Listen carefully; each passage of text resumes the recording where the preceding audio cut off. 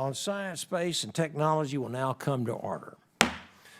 Good morning, everyone. Without objection, the chair is authorized to declare recesses of the committee at any time. Welcome to today's hearing entitled A Review of the President's Budget Request for the National Aeronautics and Space Administration, year 2027. I recognize myself now for 5 minutes for an opening statement. Just 3 weeks ago, the world watched as Artemis II lifted off from the launch pad 39B at Kennedy Space Center. Over the course of nearly 10 days, the mission carried 4 astronauts around the moon and back, taking them deeper into space than any humans had ever traveled before. I was very proud to be in Florida for this awe-inspiring launch. I was also very honored to be in Houston to welcome the crew back home. The mission was the result of years of planning and was almost flawless in its execution, maybe except for the toilet. For more than 2 decades, this committee has advocated for continuity of purpose, specifically to enable NASA to carry out programs of this size and this complexity. In February, this committee unanimously reported a bipartisan NASA reauthorization bill to the House that maintains that continuity of purpose across the agency. I look very much forward to working with Ranking Member Lofgren and our counterparts in the Senate to get a bill to the President's desk very soon. Last month, NASA hosted an event called Ignition, where the agency made several announcements regarding changes to the Artemis architecture and other agency initiatives. Among these announcements was a commitment to develop a crewed base at the moon's south pole to significantly increase the cadence of robotic lunar missions and to conduct a nuclear demonstration mission to Mars. Several of these initiatives represent an exciting future for our space program. But we would not fulfill our role as authorizers if we did not gain an understanding of the purpose and the price of such missions, as well as their impacts on other programs within the NASA portfolio. During NASA's Ignition event, the agency announced its intention to build and install a new government module on the International Space Station. It would then encourage commercial companies to attach to this new module. This is a significant departure from the commercial low Earth orbit development program that NASA has pursued to date. This new proposal must be supported by budget, technical, and policy analysis, as well as discussions with international and commercial partners. We also must understand the timeline over which this new approach will unfold and how that impacts NASA's presence in low Earth orbit. The Office of Management and Budget's proposed budget for fiscal year 2027 requests $18.8 billion for NASA, roughly a 23% cut from amounts appropriated by Congress in fiscal year 2026. Many of the proposed budget cuts were rejected by Congress previously, and I am confident that they're going to be rejected again. Both the President and Congress have provided explicit direction for NASA to undertake a range of activities, from exploration and science to aeronautics research. We must ensure that NASA is funded at a level that allows it to pursue those missions. I simply do not believe that this budget proposal is capable of supporting what President Trump himself has directed the agency to accomplish over the course of his 2 terms, nor what Congress has directed by law. To be clear, I'm a conservative Republican. I am a budget hawk. Our nation is nearly $39 trillion in debt. We must address this alarming situation, and soon. But we must be smart in how we do so. Shortchanging NASA is simply not smart.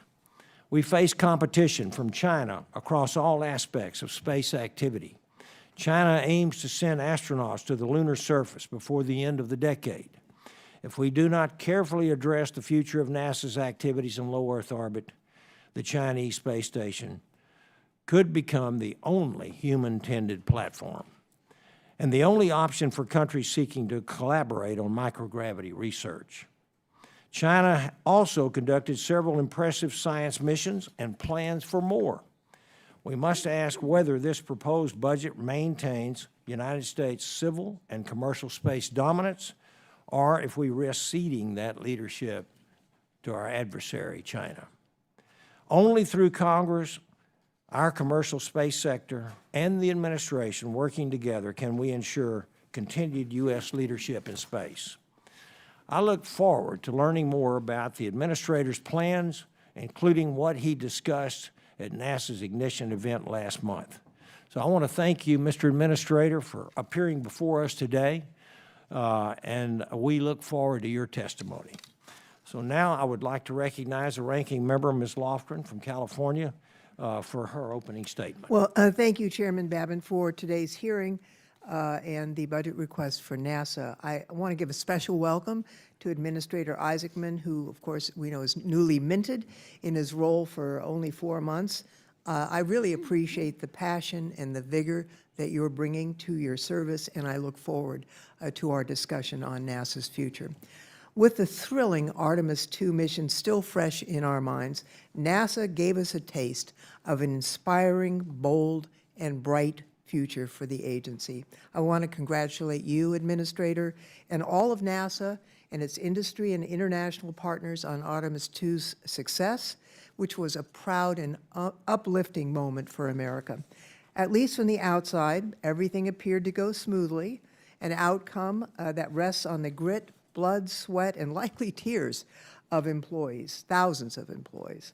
These workers sacrificed attending children's birthdays, anniversaries, family vacations to put in the demanding work required to prepare Artemis II for its lunar journey.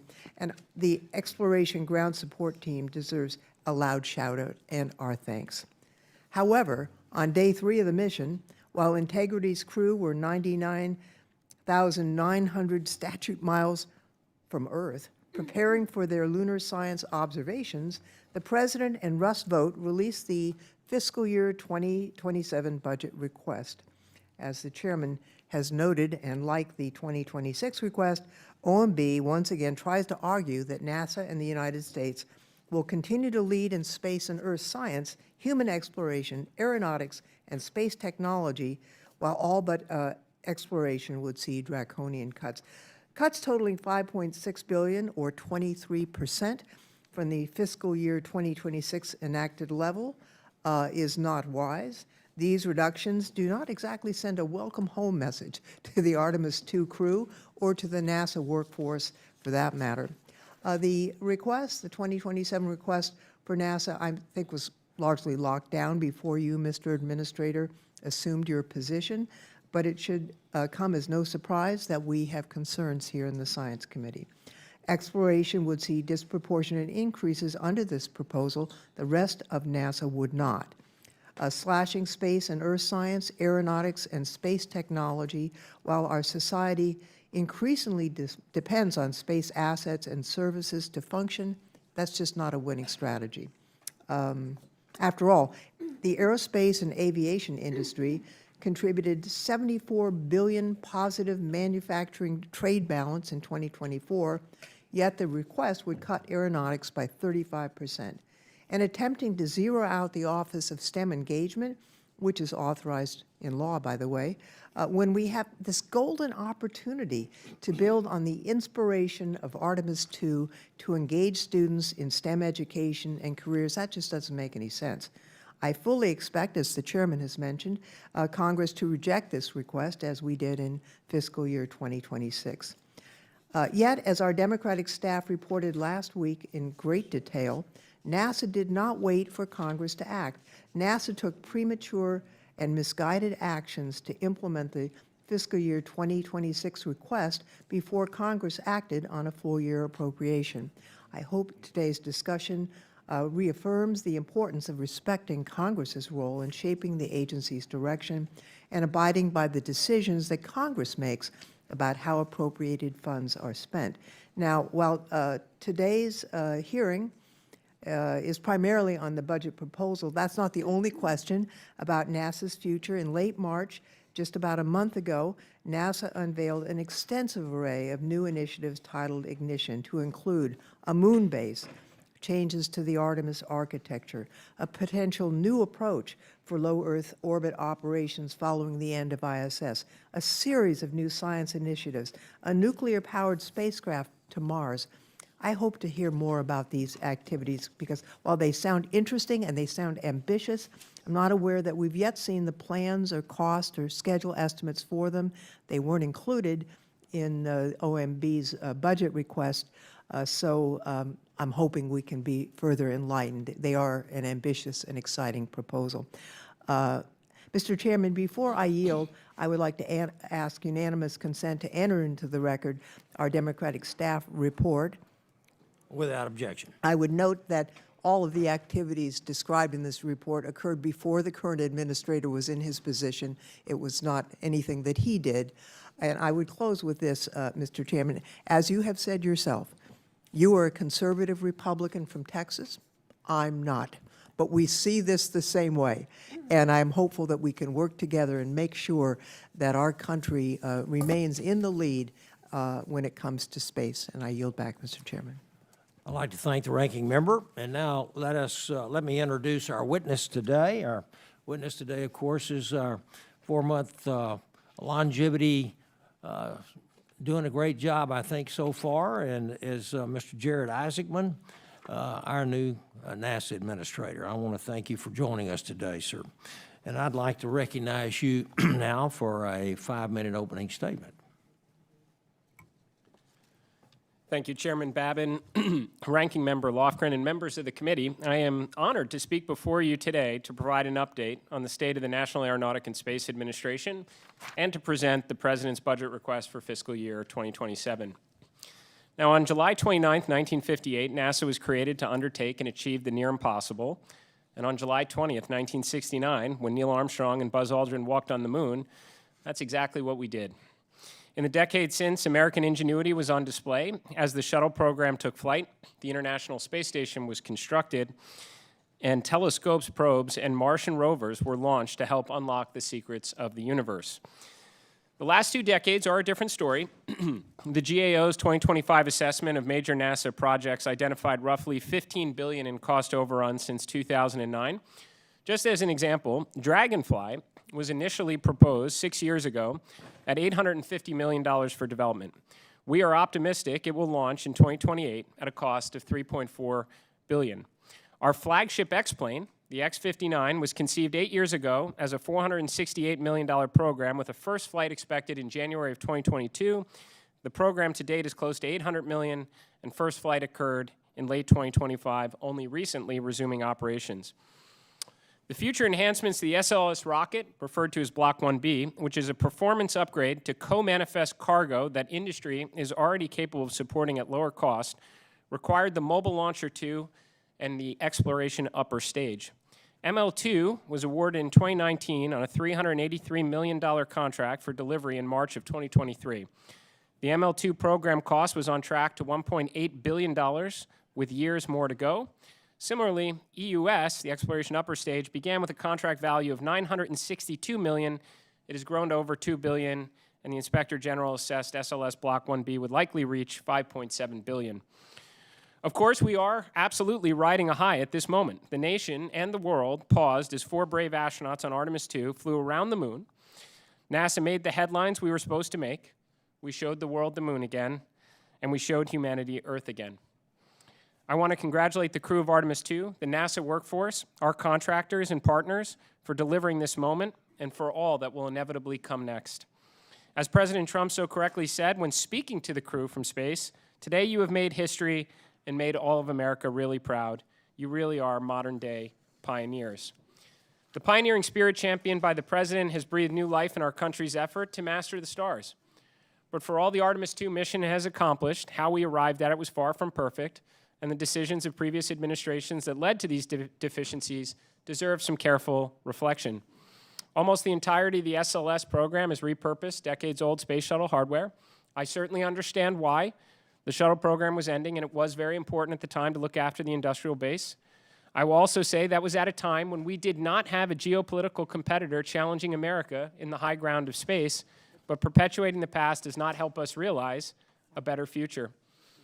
Even after over $100 billion of taxpayer funding to date and most recent and successful Artemis II mission, we would not have launched again until late 2028 with the aim of putting astronauts on the moon under the previous plan, a plan with no hope of achieving this national imperative.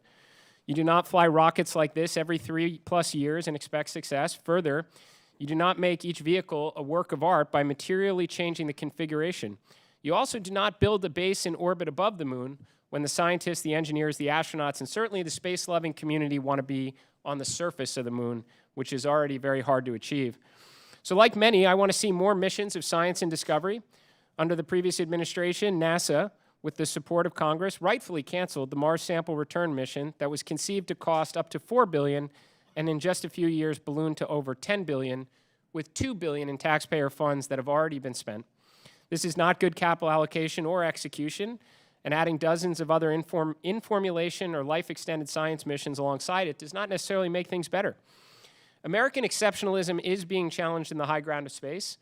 To win, we cannot establish programs that are designed to be too big to fail, but at the same time, too costly to succeed. Nor should it be throwing more money at the problem, but rather fixing the problems and concentrating resources on the mission and delivering outcomes.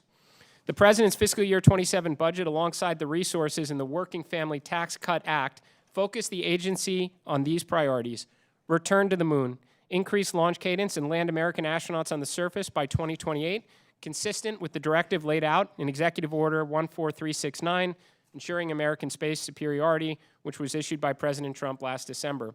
In parallel, build with industry a moon base. This includes landers, rovers, power and communication, tech demonstrations, so we can master the skills needed for future crewed missions to Mars, alongside all the scientific payloads those systems can carry. Ignite the orbital and lunar economy. Work alongside industry to expand commercial astronaut payload and monetization opportunities on the space station, send demand signals for landers and rovers in support of a moon base, and transition to one or multiple commercial space stations by 2030. We have already awarded private astronaut missions 5, 6, and 7 in that regard. The budget supports the Nancy Grace Roman telescope that will launch at the end of 2026 with 100 times the field of view of Hubble, 1,000 times the scan rate. We will launch Dragonfly, the nuclear-powered octocopter, to Saturn's moon of Titan in 2028, along with a nuclear power and propulsion demonstration that includes a scientific payload, bringing billions in taxpayer investments from decades of failed programs into real capability in space, and by 2030 deliver fission surface power to the moon. We do presently inhabit just one planet, and understanding Earth science is paramount. And it's paramount for agriculture, industry, and natural disaster response. We do value this science and intend to work with industry to get after this data more affordably. The President's budget supports investments in aeronautics that will advance civil, commercial, and national security aviation, especially next-generation air transportation systems for safer air traffic control. We're rebuilding core competencies at NASA, moving the work of thousands of contractors to civil servants, freeing up hundreds of millions in resources in support of NASA objectives. And inherent in everything we do at NASA is inspiration.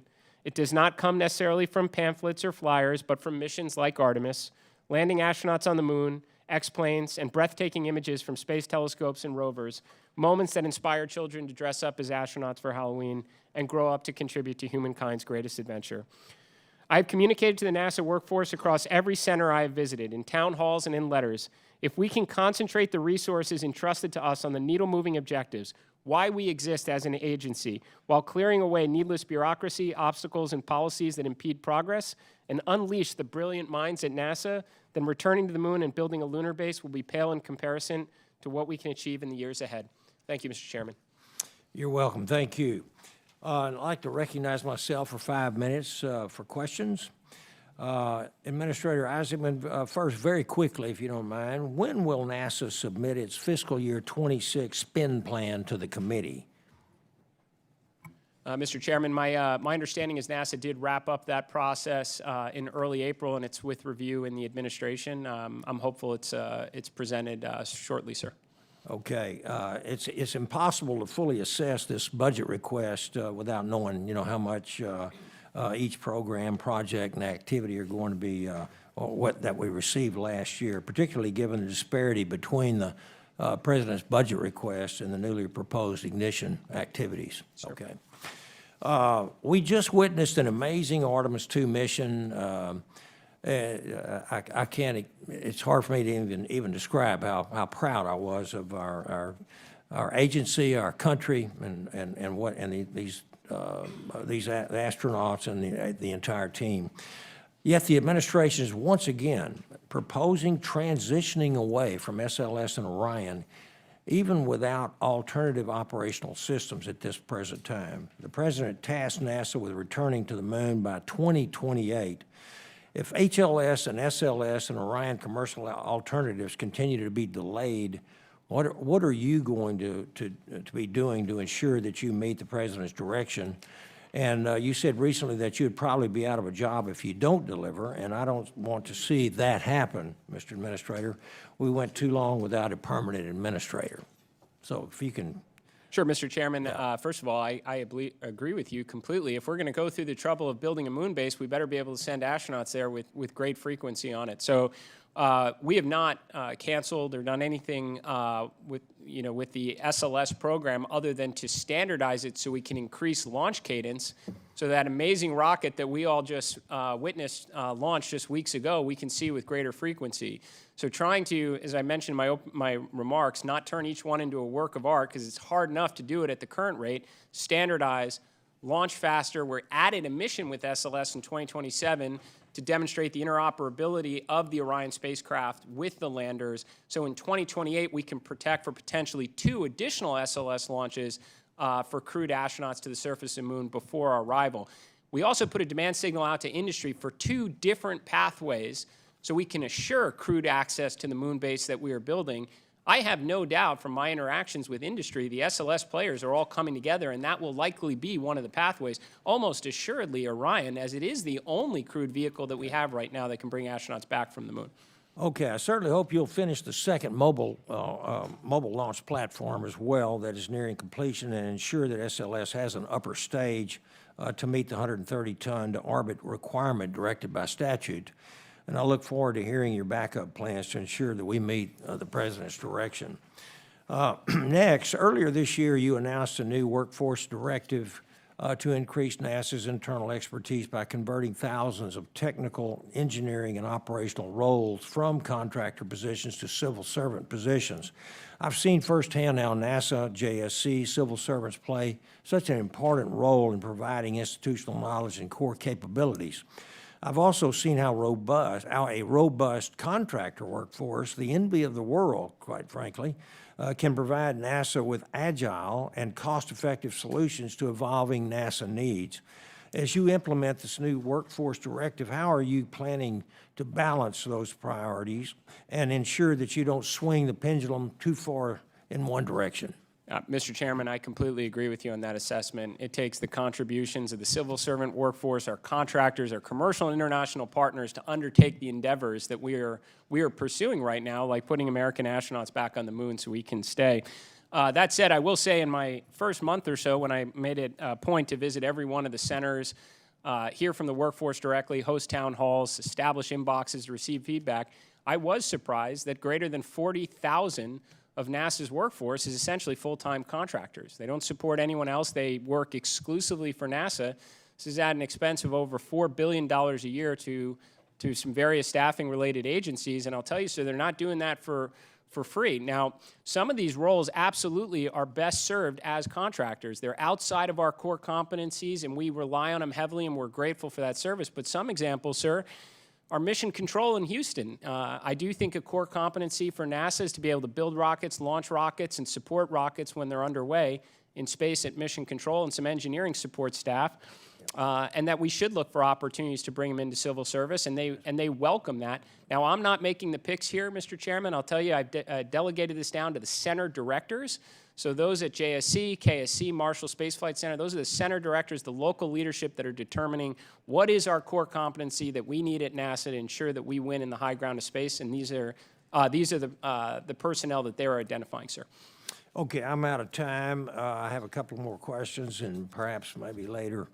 But I'd like to go to the ranking member for her questions.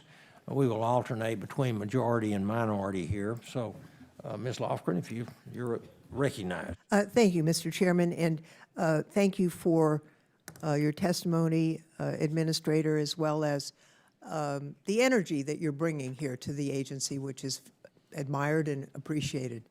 I want to draw your attention to an email that we put up on the screen. The Democratic staff of the committee obtained it, and it was put in our report that I sent you earlier. It's an email from the project manager of NASA's Electrified Powertrain Flight Demonstration Project, or EPFD, to the EPFD project team that was sent May 30th, 2025, obviously before you were here. You may want to, I think you've read it before, but I want to read the first 3 sentences of the email for the record because I think they tell the whole story. On the very same day that NASA's full fiscal year 2026 budget proposal was released, the project manager writes to her staff, "Dear EPFD family, I'm the bearer of sad news. The President's budget and OMB have zeroed out EPFD for fiscal year 26 and beyond.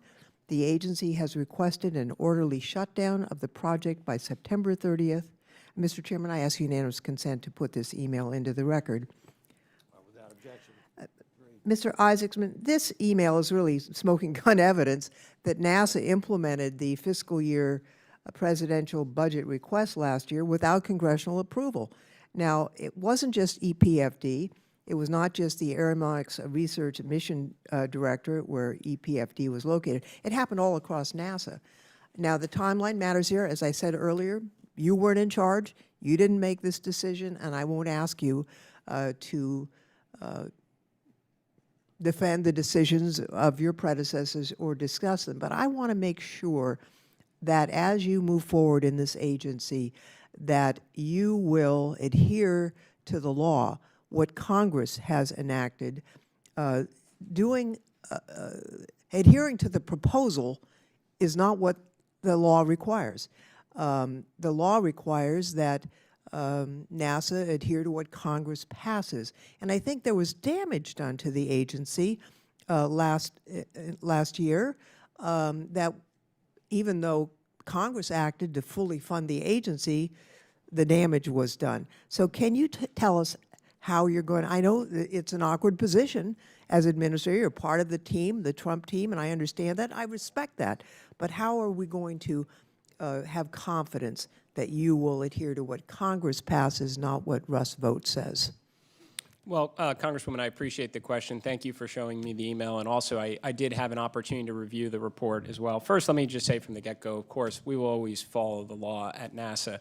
And even if certain matters took place prior to when I was confirmed, I believe in extreme ownership. I did go and research the various positions that were taken in your report so that I could have a greater understanding of it. And what I could share with you, ma'am, with respect to this situation specifically, perhaps the project manager used some incorrect wording in the first sentence or two, is that it has been a longstanding practice at NASA to always adjust, what I would refer to as just a prioritization of resources based on the lowest of either the House, the Senate, or the PBR mark.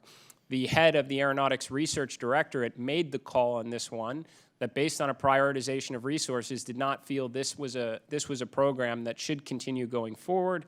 Of course, after FY26 appropriations, it was resumed, but I'll tell you, even having conversations, they did decide to revise in some respects based on the merits of this project relative to others in aeronautics, if this is something we should invest in long term. And I do think, as I mentioned in my opening remarks, there are times where NASA's capital allocation execution has not been great and hasn't served those that are, hasn't served the taxpayers well or the outcomes that we're trying to achieve within the agency. Well, I just, as the chairman has indicated, we are unified here on both sides of the aisle in supporting the agency, but we expect a collaboration on these issues and not action that is outside of what Congress is authorizing and funding through the appropriations process. Let me just ask one other thing. The professional staff on our side of the aisle has been asking your staff which missions or projects in the budget proposal would be canceled. And we've been told that your staff, your professional staff can't tell us that. We need to know what that is because we need to understand a list of the new missions or projects that the budget request would cancel in order for us to do a full and professional analysis of that. So can we get that from your staff, please? So, ma'am, absolutely, we're happy to make time available to review everything that's within NASA's plan. And I just make my commitment here. I am here at NASA for the mission. So if there is a program that is underperforming, not meeting expectations, or not in the best resources, I can assure you and promise you that I will over-communicate and make the case for why those resources should be spent on something else that better serves NASA's mission. Thank you, Mr. Chairman. My time is expired. Yes, ma'am. Thank you very much. And now I'd like to recognize Representative Baird from Indiana. Thank you, Mr. Chairman, and thank you, Mr. Administrator, for being here. We appreciate you sharing the technology and the desires and the budget requests that are necessary. You know, I really think that we learn a lot from the missions that we go to Mars or the moon or whatever, because there's side benefits, and we learn about metals and all the kinds of technology that plays into the private sector. So, so we appreciate you being here. Sir. So I guess my first question deals with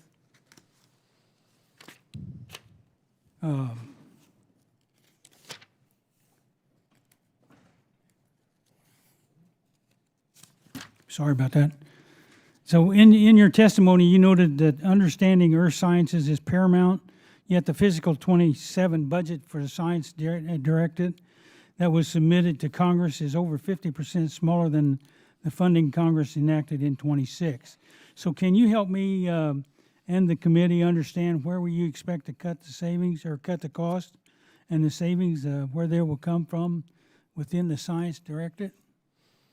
Yes, Congressman. So we'd be happy to review and set up a session with you or your team to go mission by mission. What I would say, generally speaking, most of the cuts related to missions that were in formulation, and that is because we believe that we are at a time now where industry is maturing capabilities. I mean, you have constellation providers that are printing off satellites these days that can incorporate new instruments that they're in the future may be a better, more affordable way to get after the data so that NASA can apply resources to initiatives like Nancy Grace Roman Telescope or Dragonfly that no one else in the world is capable of doing. So you have in-formulation missions, and then you have those that have been up for a very long time that have moved past their, or in some cases moved past their general useful life. What I can assure you, sir, there are no gaps in our earth science capabilities. I mean, I can rattle off, 10 missions, GRACE, ISAT, Landsat. You have multiple Landsats plus additional Landsats that are coming, NISAR, PACE. We are continuing to maintain a robust portfolio of earth science satellites up there to avoid a gap, but we are acknowledging that at some point in the year, in the future, there is probably a more efficient transition to commercial satellites for Earth observations and space weather, sir. So that leads me to my next question, which is, with the increased commercialization of space activities, what role do you believe NASA should play regarding the collection and the dissemination of earth science information by the commercial providers? So how do you fit in, and how do you see that responsibility? That's a great question, Congressman, and one that often comes up, I would say, on the broader NASA mission, which is there is always a place for NASA in this. We should constantly be recalibrating our mission to doing the near impossible, what others are incapable of doing, and freeing up what we've already mastered to industry, where competitive dynamics can improve the quality and capability of the service and ideally make it available at lower cost. And I would say, sir, we've just witnessed this on full display. You know, when you think about it, sir, 6 years ago, if we wanted to put an American astronaut in space, we had to book it through Russia. And now we've already got NASA Crew 12 up there. We just saw 3 American astronauts and Canadian astronaut go around the moon. Amazing things happen in a very short period of time when NASA's at its best. We will apply those skills to commercial providers, and we are talking to multiple through RFIs we've issued to ensure they have the capabilities to provide continuity of this earth science data where applicable, so we can free up resources to do more of what I just described.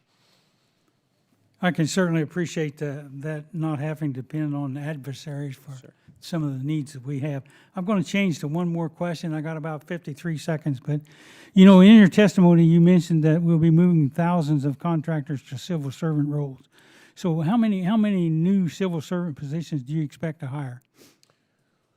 Well, sir, we have two different workforce initiatives underway right now. One is we do have, I mean, we have approximately 14,500 civil servants. We have 40 to 45,000 full-time contractors. You wouldn't notice the difference of them. They sit side by side with everybody else at all of our centers.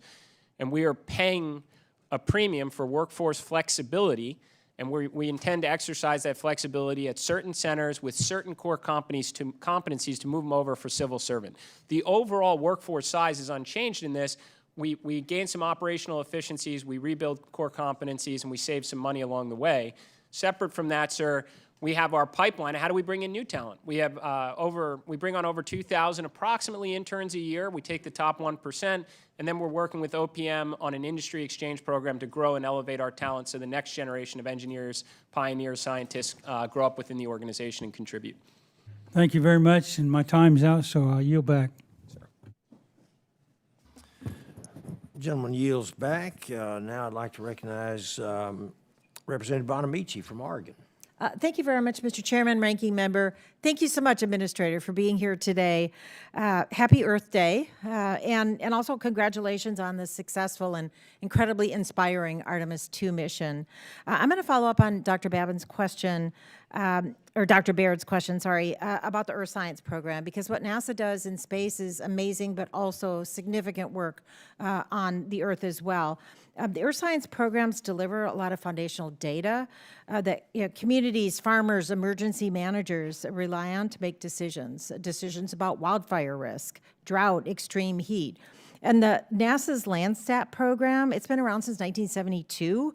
It's been a lifeline, actually, in my home state of Oregon, as the state combats increasingly frequent and intense wildfire seasons, for example. But the fiscal year 27 budget proposes to fund one final government satellite for Landsat. And then it signals a transition to a commercial model, but provides little detail about how that transition would occur. So I'm going to ask you, Administrator Isaacman, can you guarantee with this proposed phased transition to commercial? I just want to note that gaps in climate or land use data sets or barriers to access could compromise modeling and and hinder response efforts. So can you guarantee that a commercialization strategy will prevent any gaps in data and public access? And also, what is NASA's contingency plan if private capabilities are delayed or if they fail to meet the standards the public depend on for extreme weather and wildfire response? Great question, Congresswoman. Thank you. I would say guaranteed NASA. It's we often undertake incredibly challenging endeavors. I would say I have extremely high confidence in our ability to deliver on this. And let me explain, ma'am. We currently have several Landsats that are still up there now, and they are doing great work.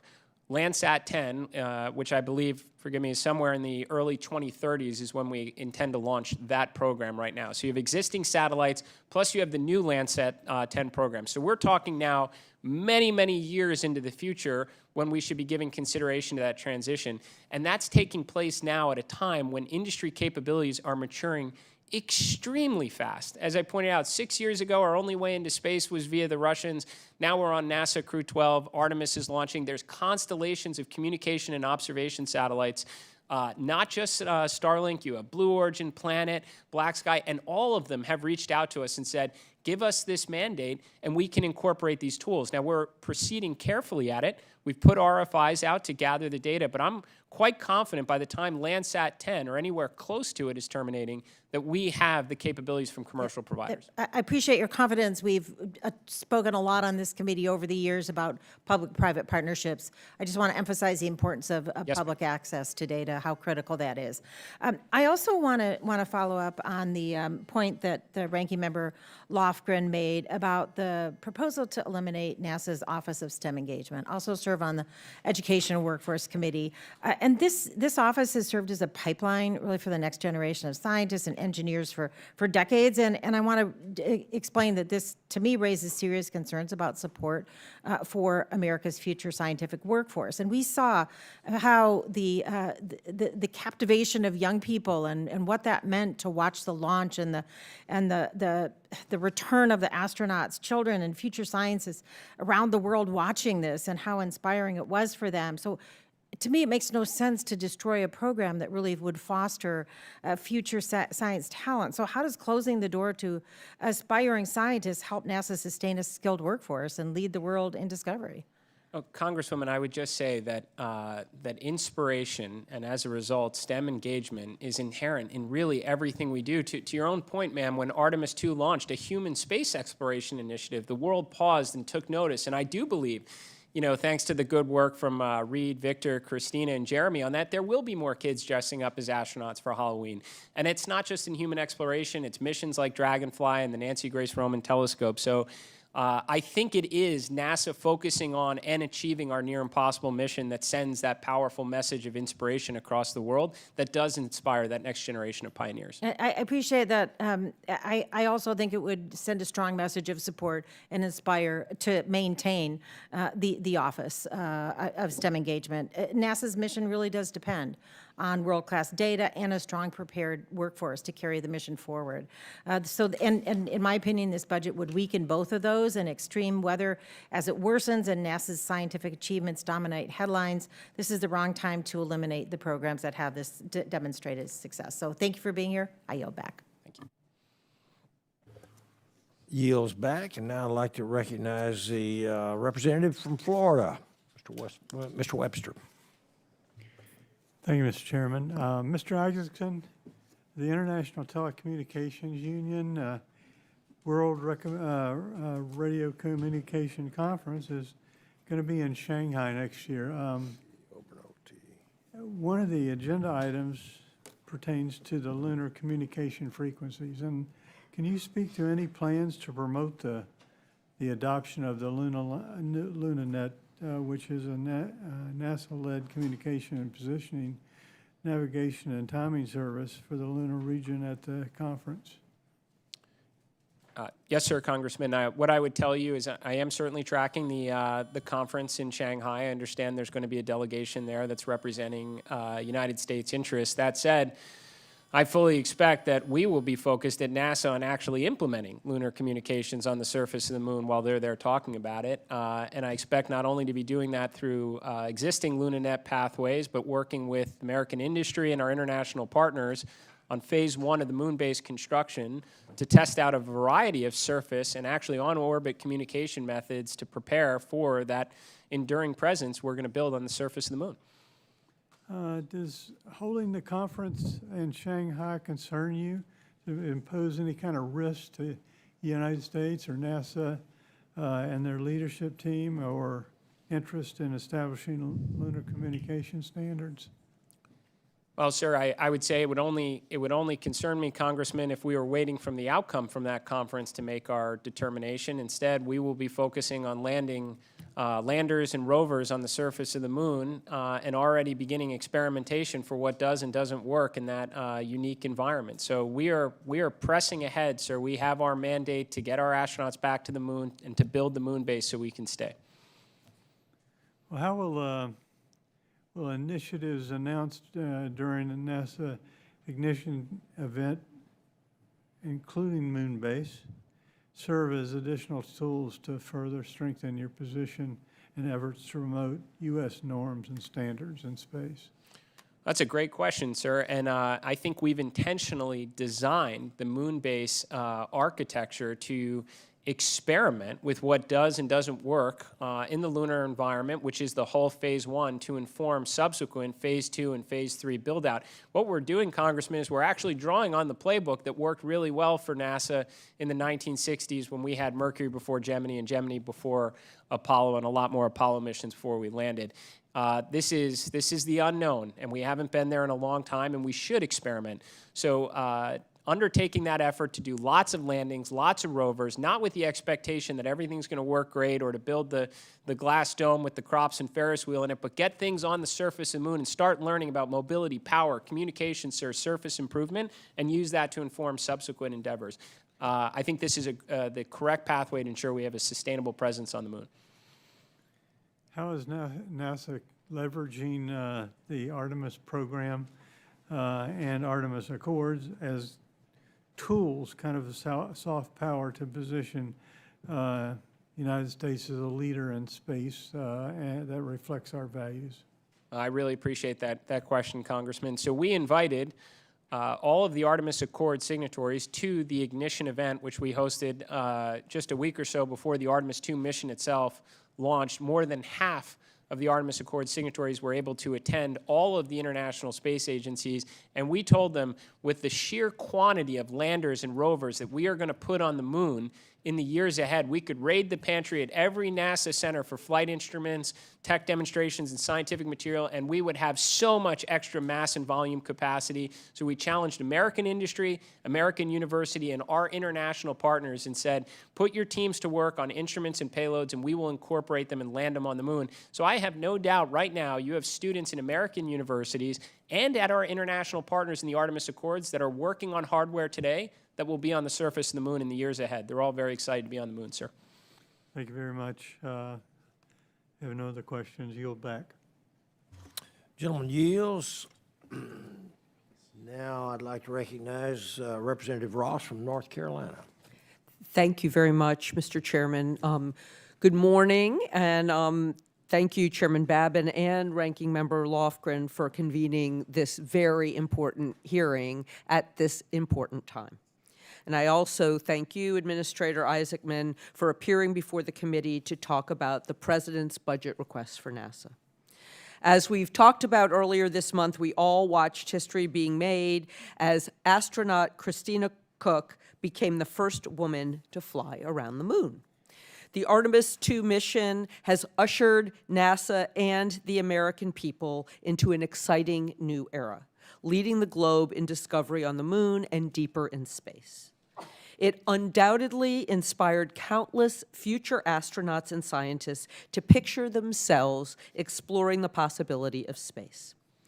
I'm proud to represent North Carolina's 2nd Congressional District, home to world-renowned institutions of higher education like North Carolina State University that are shaping the next generation of scientists, engineers, and astronauts like Christina. Christina, in fact, is a proud alum of NC State and began her NASA journey in 2001 as an undergraduate student. With the support of an NC space grant in undergraduate research and an undergraduate research scholarship, she was able to intern at the NASA Academy at the Goddard Space Flight Center and take an important step toward her future as a record-breaking astronaut. Based on the President's budget request for fiscal year 2027, however, as we've heard from my colleague from Oregon, the Office of STEM Engagement, the same office that supports space grants like the one Christina received, would receive no funding, cutting off young scientists from life-changing opportunities that these programs provide. Ending these grants at a time when this nation just witnessed the wonders of space will thwart the education and dreams of the next generation of scientists who could propel us to new heights and horizons.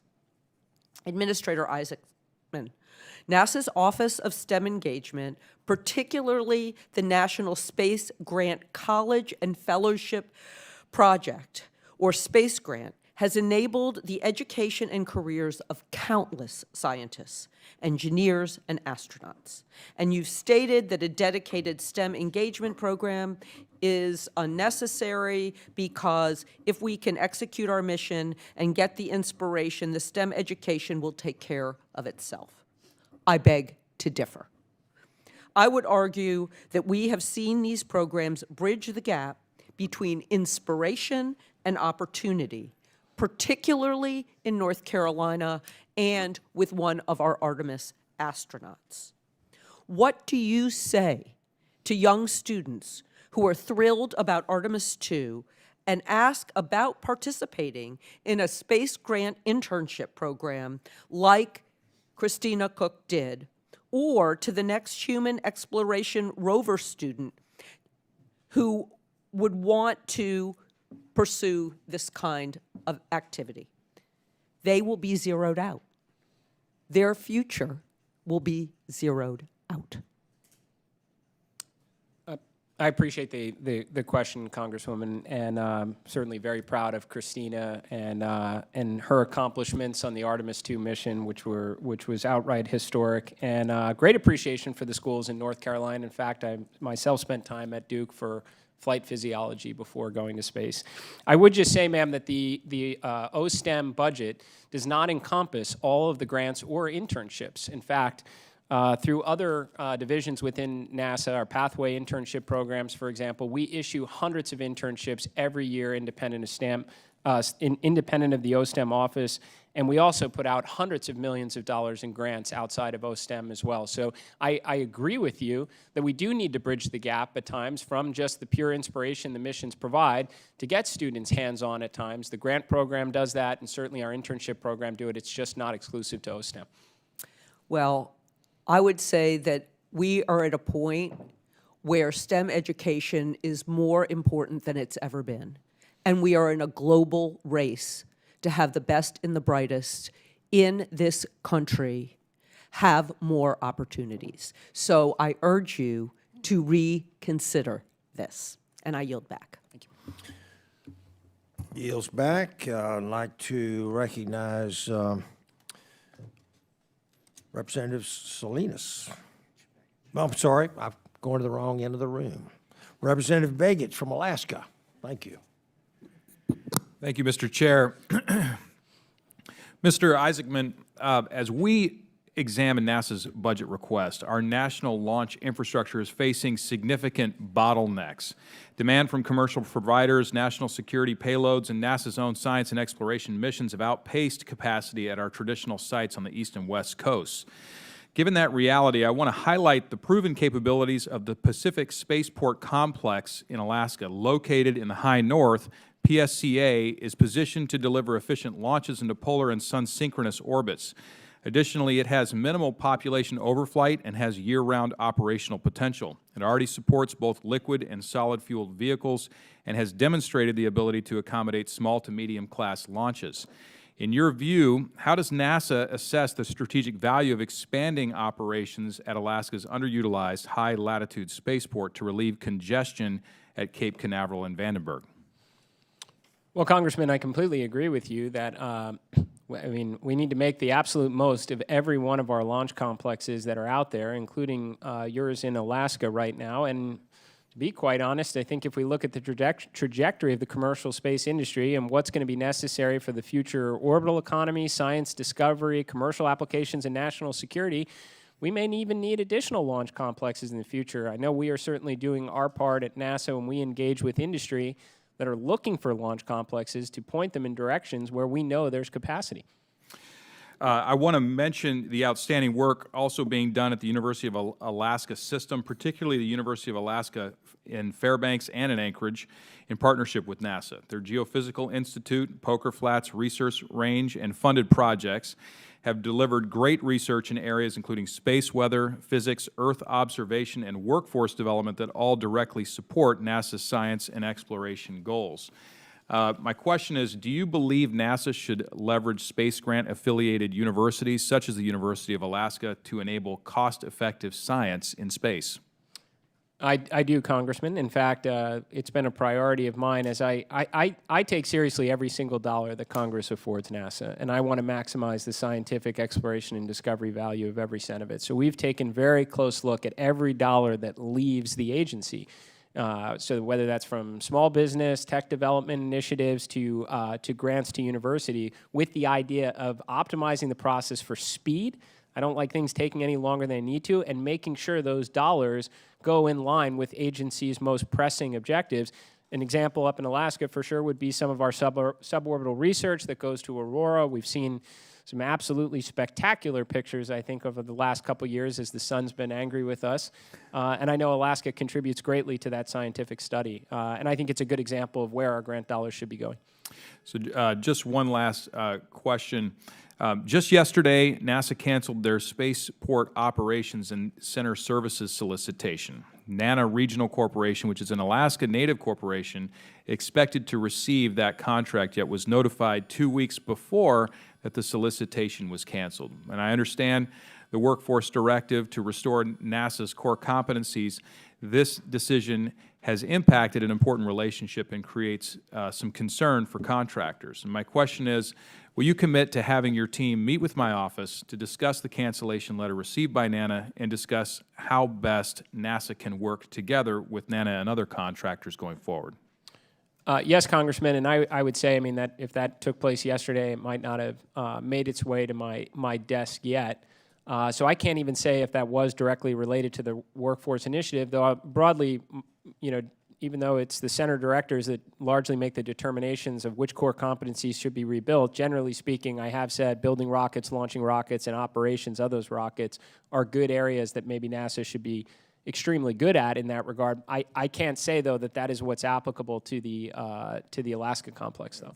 Fully agree with your comment regarding core competencies. Organizations can pick one, maybe two core competencies, and the rest are not, by definition, core. So appreciate that. Look forward to the discussion and appreciate your service in this role. Thank you very much, and I yield back. I'd like to recognize Representative Salinas from Oregon now. Thank you, Chair Babin and Ranking Member Lofgren, and thank you, Administrator Isaacman, for being here today. Like my colleagues have already said, Artemis II was an incredible success, and I congratulate you and your partners who made this happen. However, I do share some of these concerns about the proposed budget and some of the shifting priorities at the agency.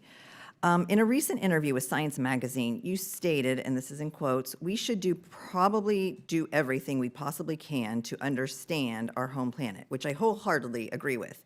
But then you went on to say that for NASA to assemble scientists and put out papers on politically charged issues, whether or not this is an impending climate catastrophe, is not helpful to the broader NASA mission.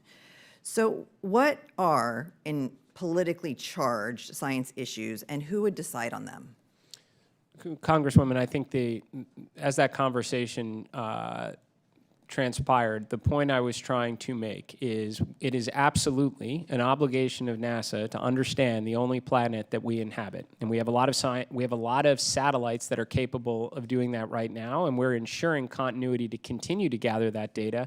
And then I believe we should make that data available publicly and let the academic institutions across the nation and their scientists and subject matter experts put out the reports on those positions, as opposed to, for every administration changing, assembling a team of scientists that take their particular political view on something like climate change. Gathering the data, no question, vitally important. Making it available publicly, also very important. Thank you. So have you, or would you get involved or issue direction on the types of papers that our NASA scientists can actually publish? I have not taken any position, directive, written or otherwise, on what papers we should or shouldn't publish. That was my feelings that I expressed during an interview a couple months ago to the publication. Thank you.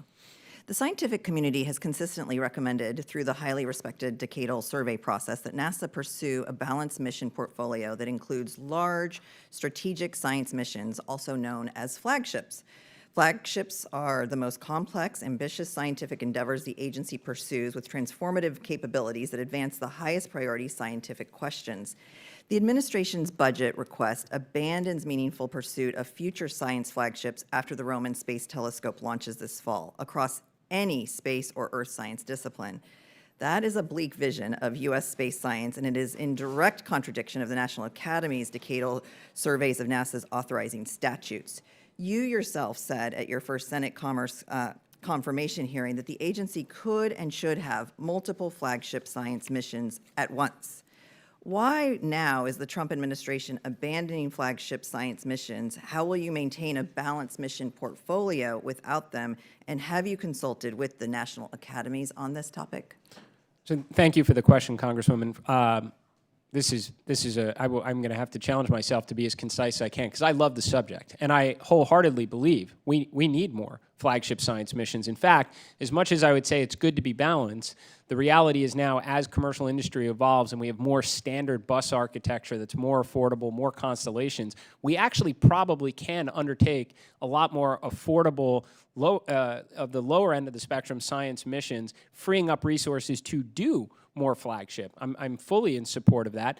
The decadal process is extremely useful. I would love to recalibrate the timeframes down because I actually think, taking advantage of a very mature launch market right now, AI tools, we can actually gather the data and formulate positions on what should be subsequent missions a lot faster than the current process it is itself. So my feeling on this, with respect to the budget, is as we evaluate in-formulation missions that can be extremely costly.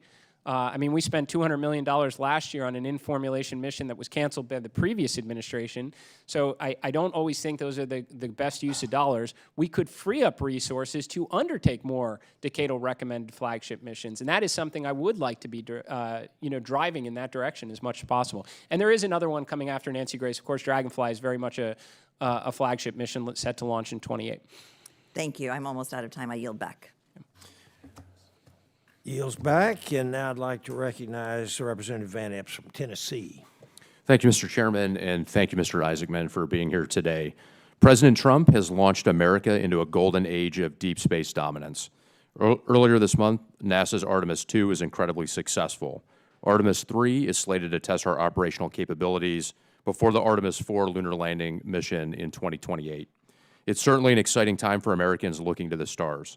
We are building a moon base, moving beyond exploration to establishing a sustained lunar presence. We are transitioning to commercial space stations, fostering a vibrant space economy in low Earth orbit. We're developing advanced nuclear propulsion technologies, propelling us to Mars. As you stated, sir, the American pioneer spirit is alive and well, and the President's FY27 budget request reinforces these objectives while responsibly stewarding taxpayer dollars. A lunar base and commercial space stations opens a new world of possibilities for industry, including the collection of resources essential for American growth. Metals such as nickel and cobalt, which are critical for battery manufacturing, a growing industry in Tennessee's 7th District, in an area this committee has highlighted as a major resource gap. The moon holds helium-3, a rare form of helium that has application for space exploration and quantum technologies, another area this committee has led on. Mr. Isaacman, how does this budget request reinforce NASA's goal of a flourishing commercial ecosystem, particularly related to collecting resources critical to American supply chains? Thank you for the question, Congressman. So I would say that you have to look at this budget and couple it with the President Trump's Working Family Tax Cut Act signature legislation, which gave the $10 billion plus up to NASA to be able to return astronauts to the moon and to build the moon base itself. That's where we're drawing on substantial resources, of which moon base objectives for sure is tech demonstration, so we can master the skills someday necessary to go to Mars. It's certainly economic as well, with in situ resource manufacturing, that we'd be able to do those demonstrations and ideally unlock a lunar economy to fund hopefully lots of moon bases someday. And then, of course, it's scientific as well. As I mentioned, we could raid the pantry of every NASA center and we wouldn't have enough. We would have so much excess mass and volume for scientific instruments that we welcome the contributions from many. And to your point, sir, on resources and rare minerals, we also have other tools available to us that I think are exciting. For example, the America Competes Act allows NASA to put competitions out, binary outcomes, you either did it or you didn't, and receive awards for doing extraordinary things. And one area in particular that I'm looking at on that would be demonstrations of asteroid mining capabilities to bring resources back to Earth, of which, if it's achieved by industry, it would certainly justify a nice award. Thank you. AI has been another priority for this committee. Numerous technology leaders have noted that energy is the primary bottleneck for terrestrial AI infrastructure. Last month, SpaceX filed with the FCC for authorization to launch up to 1 million satellites to operate as an orbital data center system. Other orbital compute projects like StarCloud and Google's Project Suncatcher aim to contribute to these endeavors. How does NASA plan to facilitate an orbital economy that can help realize aspirational solutions to challenging problems we face at home, such as energy constraints? I appreciate the question, Congressman. I think it's actually vitally important for America's interest and leadership to lead the world in AI. And now I naturally understand why a lot of the big tech companies that realize the terrestrial bottlenecks to building out data centers have looked to space as an application where you can take advantage of our fusion reactor that's up there. And I fully support it. I have to say that I've pounded the table for a long time on how imperative it is for us to unlock a true orbital economy to fund the future we all want to see in space someday, because I don't think we'll have dozens of commercial space stations, space hotels, and outposts if it's perpetually funded by taxpayers. So in that respect, I wish industry the best in that pursuit, and we will do everything we can at NASA to help. Subject matter expertise on materials. We have test facilities across the nation, so when their satellites get up there, they stay intact and do not come apart in ways that could damage other satellites or potentially deny access to low Earth orbit. We have test facilities, subject matter expertise, and we will do all we can, not to mention tracking capabilities, to enable industry in this important pursuit. Thank you, sir. Thank you for your leadership. Thank you, sir. Mr. Chairman, I yield back. Yes, sir. Thank you very much. I'd like to recognize Ms. Gillen from New York. Thank you, Chairman. Thank you, Ranking Member, for holding this important hearing, and thank you, Administrator, for coming and visiting with us today. So like millions of Americans and the members of this committee, we were so proud watching the entire NASA team on the successful completion of the Artemis II mission, and I congratulate you and congratulate all of NASA. So I represent a district on the South Shore of Long Island in New York, and it has been proud to power America's space program. The original lunar module, Eagle, was built on Long Island, and we are home to Brookhaven National Laboratory and leading universities like Hofstra, Stony Brook, Malloy, and Adelphi.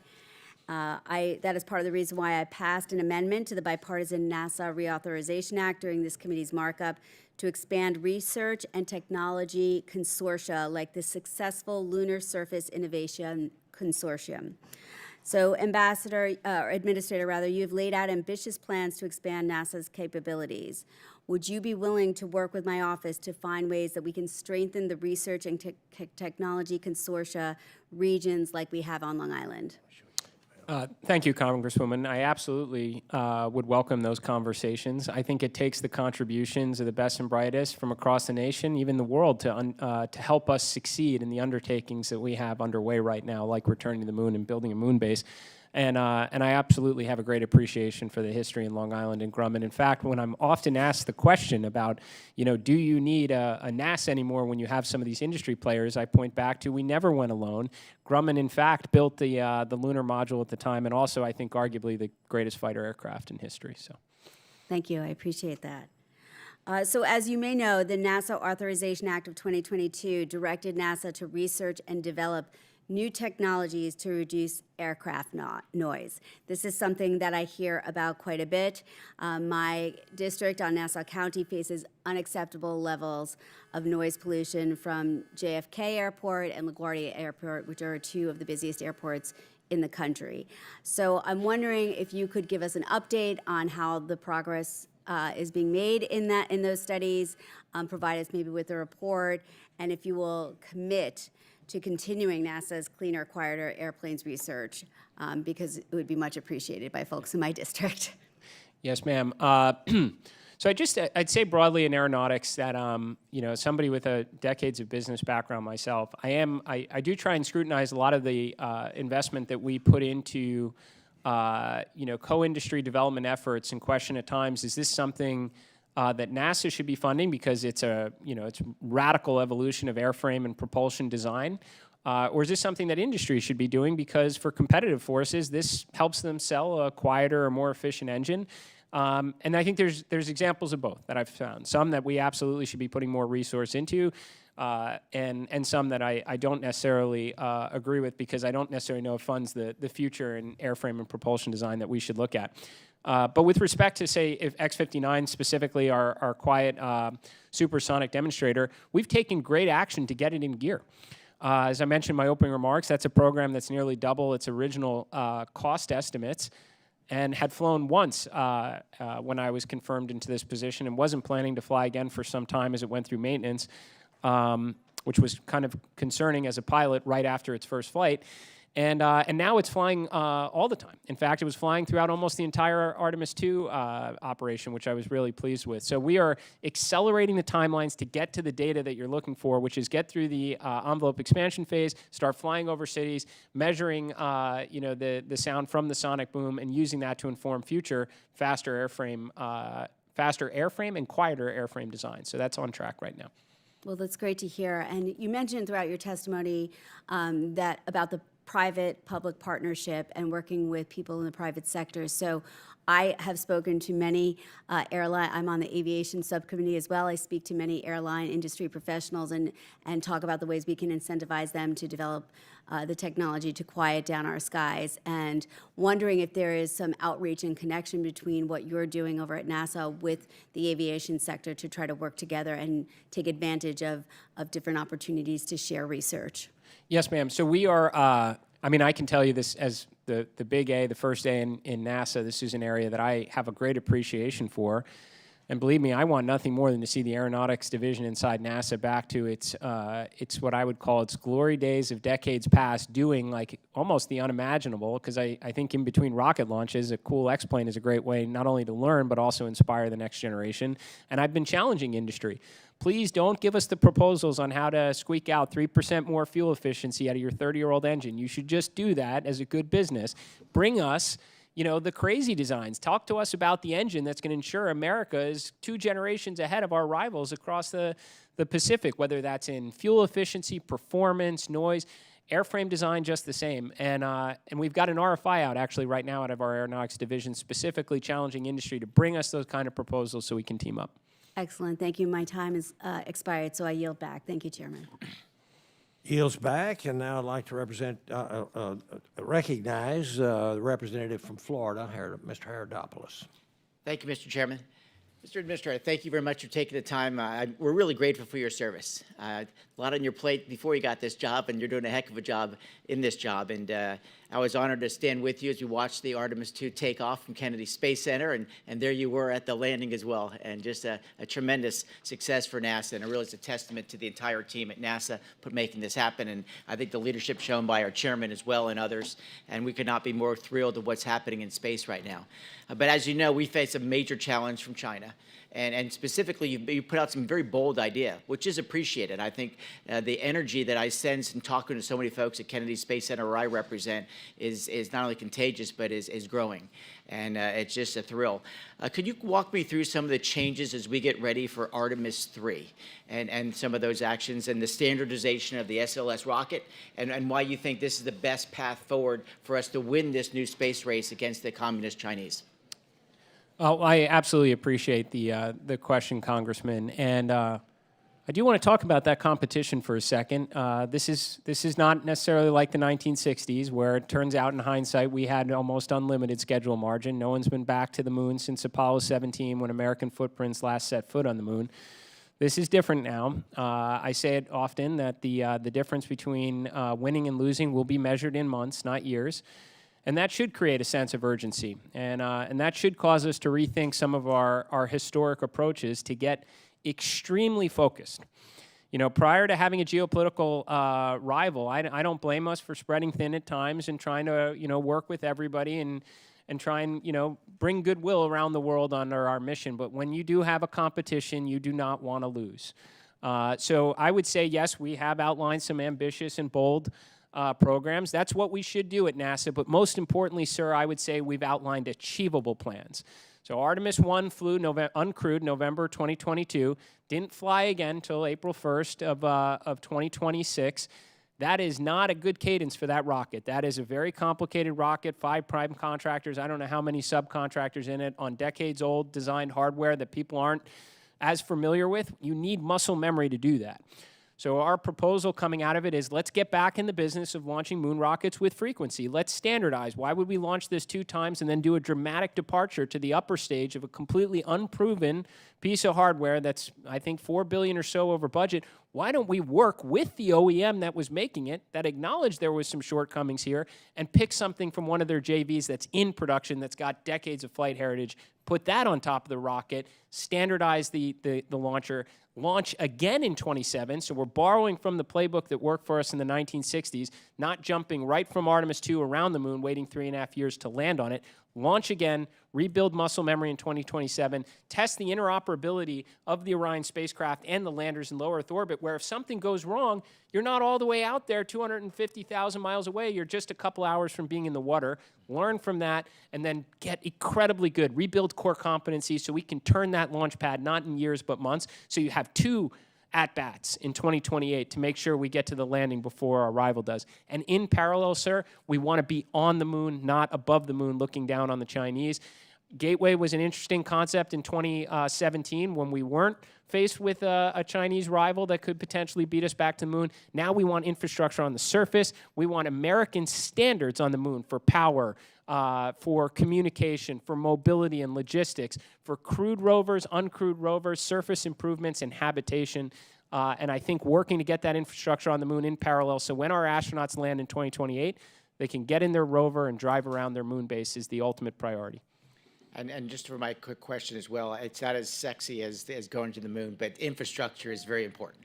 It's the wherewithal so we can do this not only from Kennedy Space Center but other places as well. Are you open to the idea, as our previous questioner from the other side talked about, these public-private partnerships are so important, and we know we have so many infrastructure needs. If you just visit, of course, those locations, are you open to the idea of the private sector making those investments with NASA if that serves our purpose as well?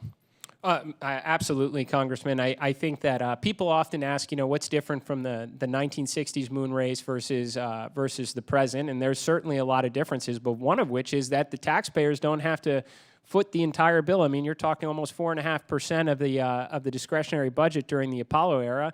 Now we're at a lot less, but you have some of the wealthiest individuals and companies in the world contributing their resources to a capability essential for American leadership in space and, frankly, for all of humankind. And if they want to come and invest in launch infrastructure that can help enable a capability critical for national security, I welcome it, because honestly, sir, if this trajectory continues, we're going to need to make use of, every inch of the land at Kennedy Space Center, Vandenberg, up in Alaska, Wallops, and who knows, in the years ahead, we might even need an entirely new set of launch complexes out there. Well, thank you. With that, Mr. Chairman, I yield back, and thanks for your pragmatic leadership. Thank you, sir. The gentleman yields.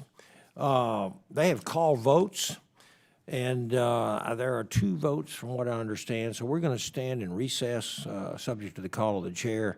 Mr. Administrator, I hope you can stick around until those 2 votes are done. I'll be here, Mr. Chairman. Thank you. Great. Adjourn. Recess, rather.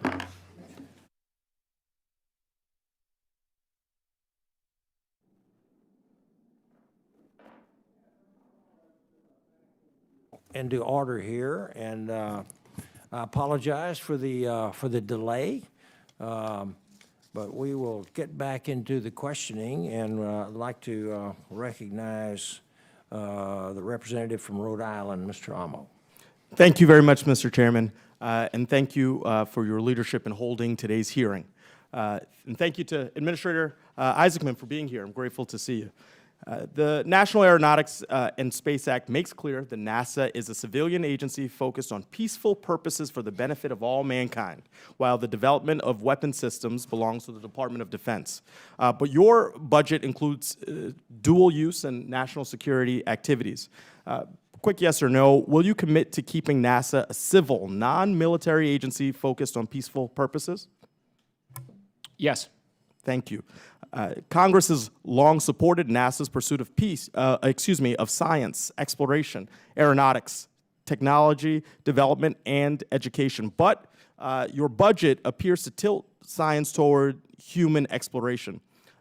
Mr. Administrator, how will you ensure that NASA remains a multi-mission agency with strong, independent, and balanced investments across all mission areas? Thank you, Congressman. I'm certainly a huge fan of science and exploration, and I do think we have a very balanced portfolio planned at NASA. Nancy Grace Roman, again, a great exploration asset, flagship mission will launch towards the end of this year, a nuclear-powered octocopter to explore Saturn's moon of Titan. These are missions that no one else in the world is capable of undertaking.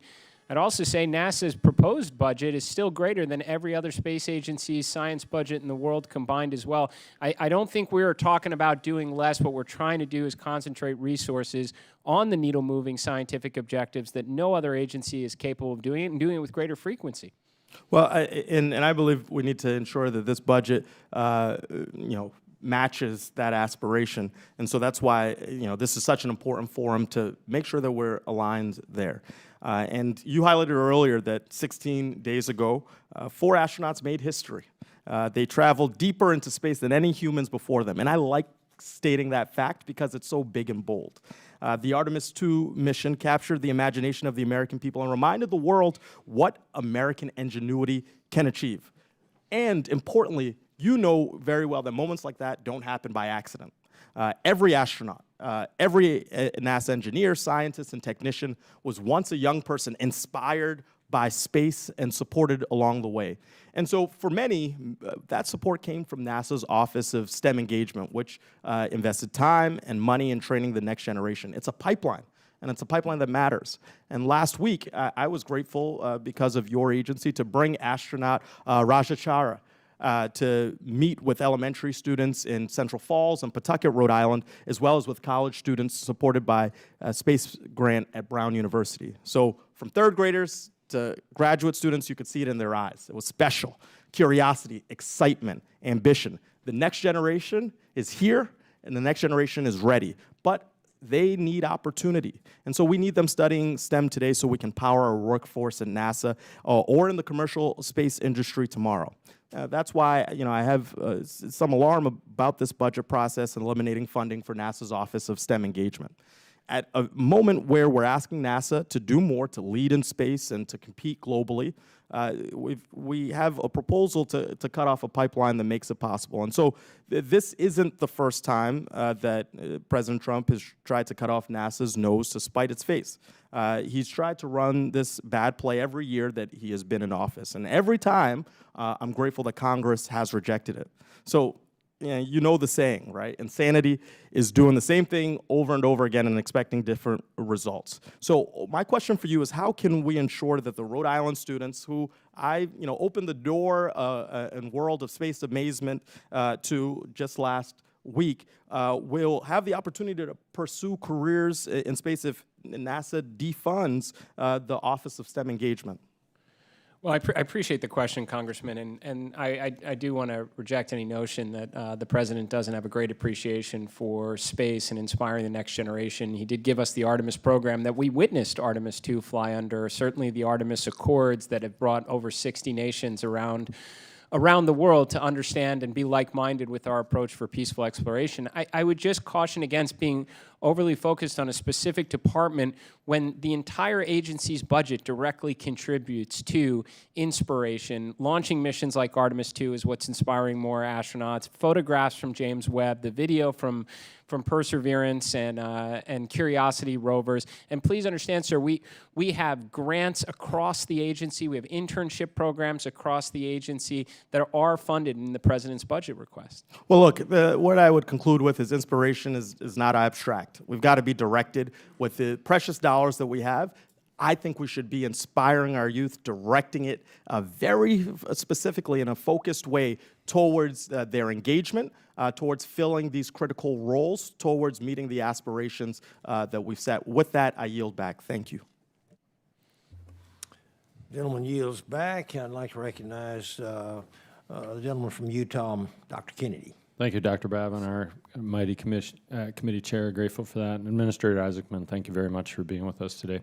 NASA holds a lot of importance for Utah, my home state, as the home of the Northrop Grumman Promontory Facility, the Space Dynamics Lab at Utah State, among many other subcontractors that provide components to our space program.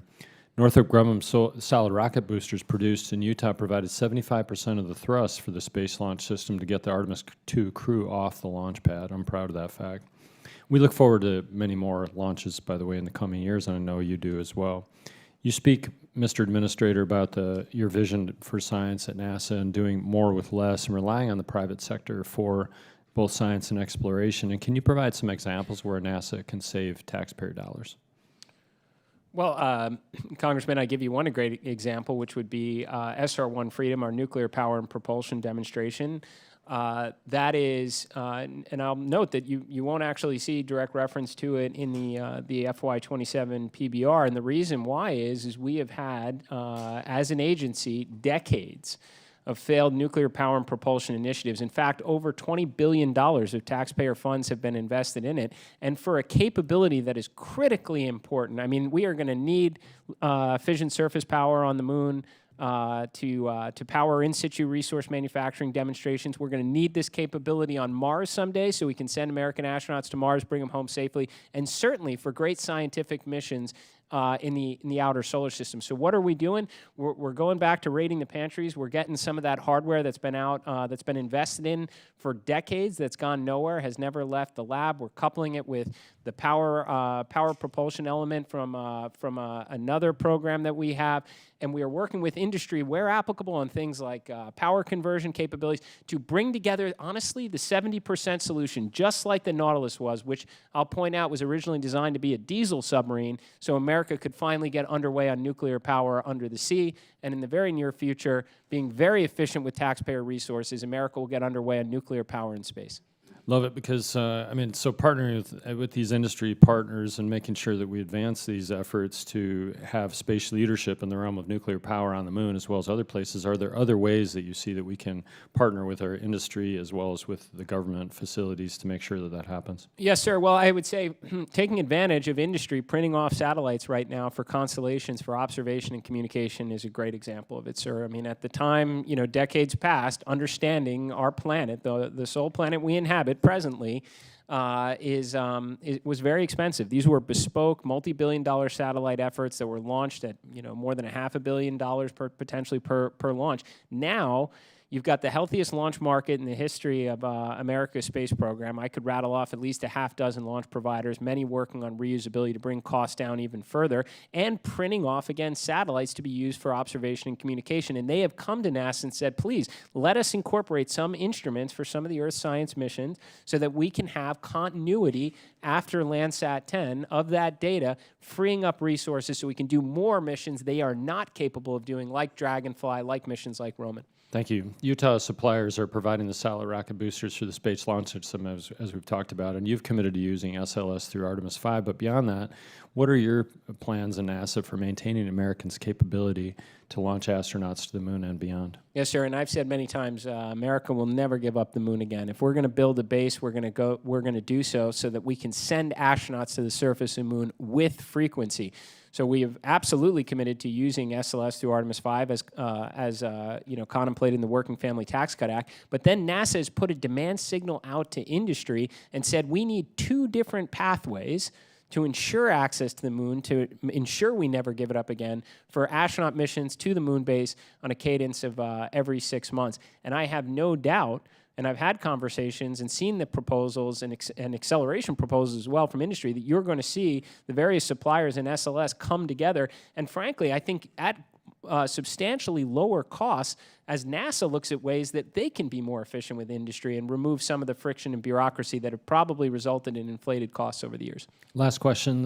NASA's ignition plan and the President's fiscal year 27 budget both identify commercial radioisotope power, specifically heater units, in NASA's Harmonia project, and essential for surviving the lunar night and enabling missions on the moon and beyond, with demonstrations beginning as early as 28. So how will NASA collaborate with the private industry to scale up deployment of this technology to power American missions on the moon and Mars? Yes, sir. I love this question.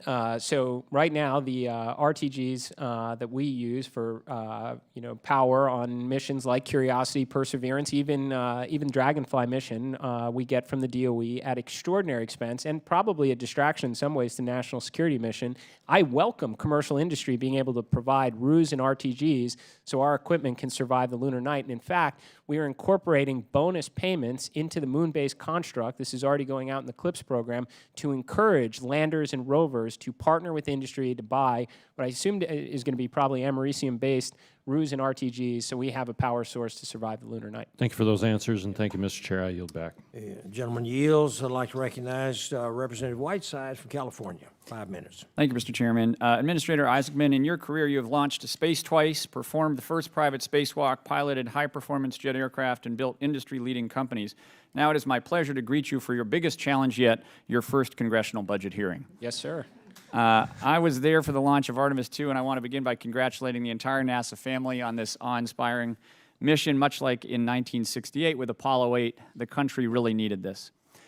But we have a short time to cover some key points, so let's get into it. First, let me say that I think you're doing a good job. You've brought new energy to the NASA workforce. You're rebuilding both morale and critical skills after a very difficult year.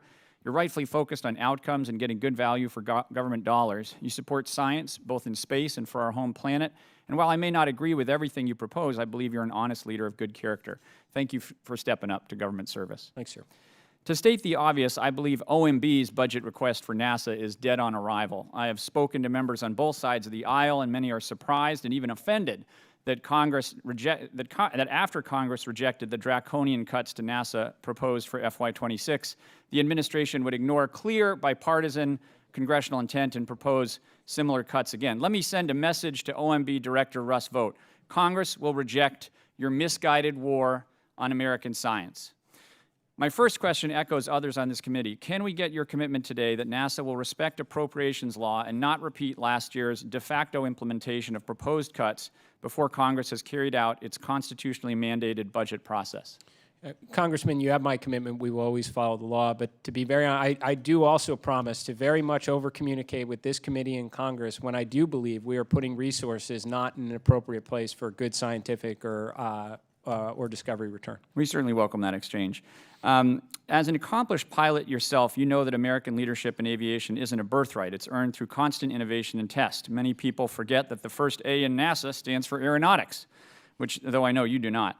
I'm proud to represent many of the amazing men and women who work at Armstrong Flight Research Center. Do you believe in the importance of the aeronautics theme in NASA's congressional mission, and will you lead an ambitious vision for the aero portfolio to keep us ahead of our international competitors? You can count on it, sir.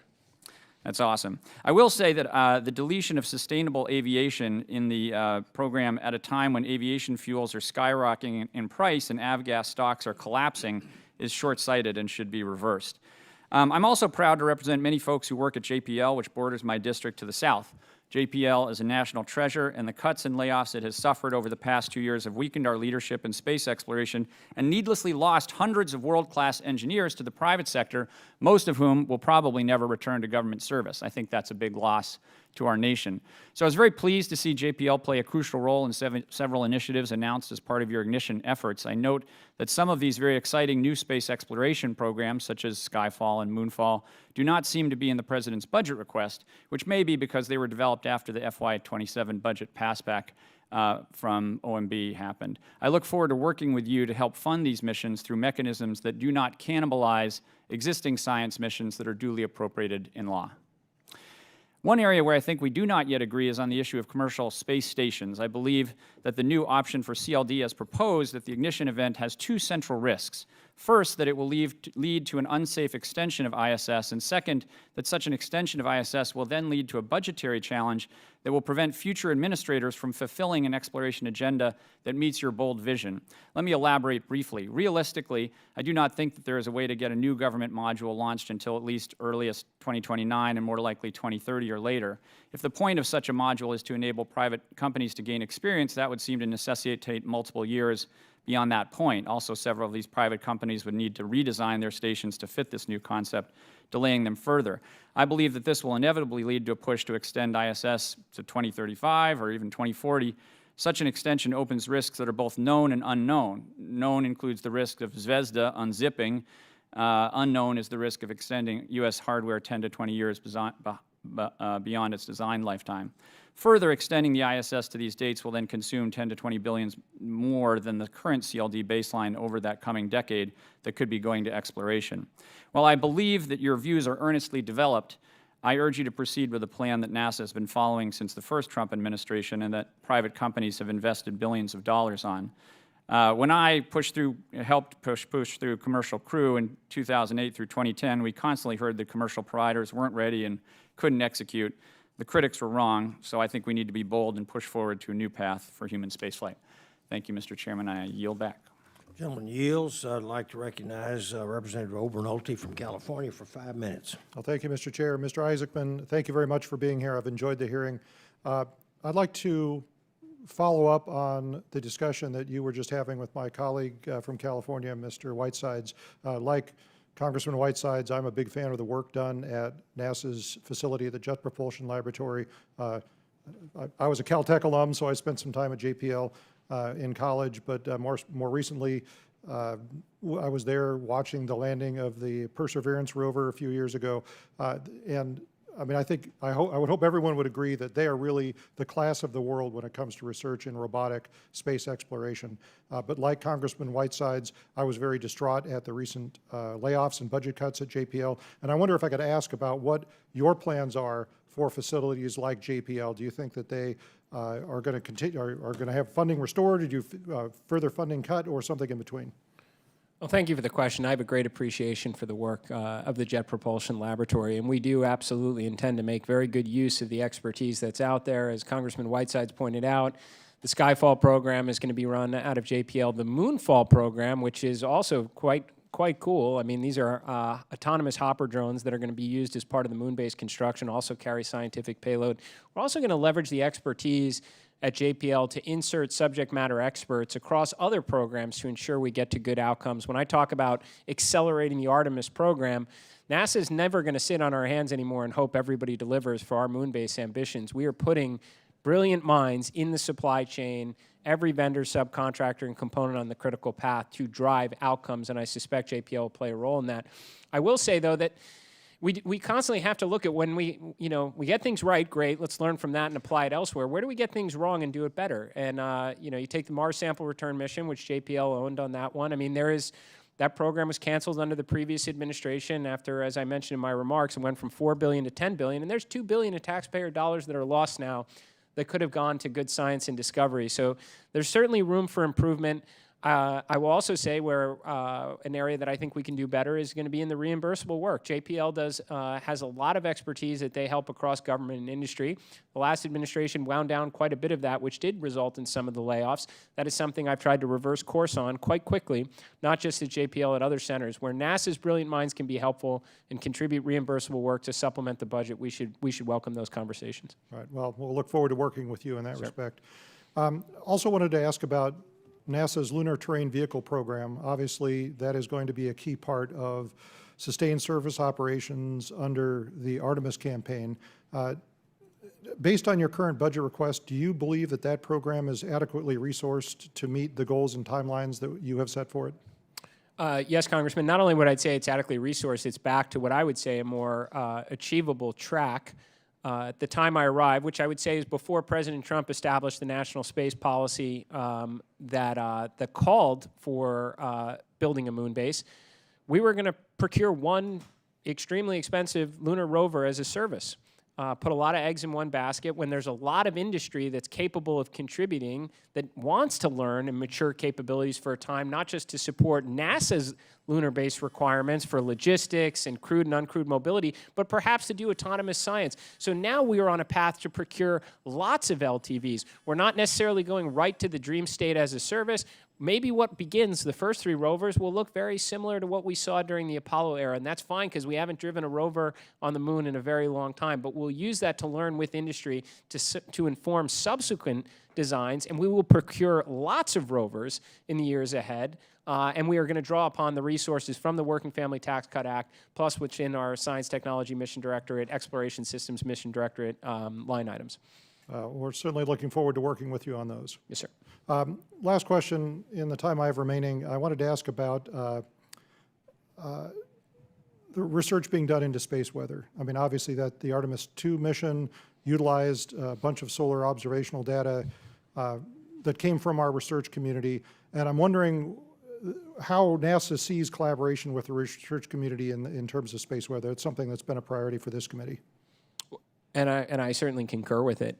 So I think between the assets that we presently have available and where we can transition in the future, space weather is one that we've received a lot of feedback from industry across all the various constellation providers that they would like to be able to lean into supporting at least the collection of the data for the researchers in the years ahead, and I think that's a good thing. But there's no doubt this is imperative. Space weather impacts the decay of our satellites up there. It impacts the health of our astronauts when we send them out on deep space missions, a very different environment from the International Space Station. So in that respect, I'm obviously very, very supportive of the ongoing research in that field. All right, well, we look forward to working with you on that. Yes, My sir. time's expired, I yield back. Thank you. Gentleman yields. I'd like to recognize for 5 minutes Representative Riley from New York.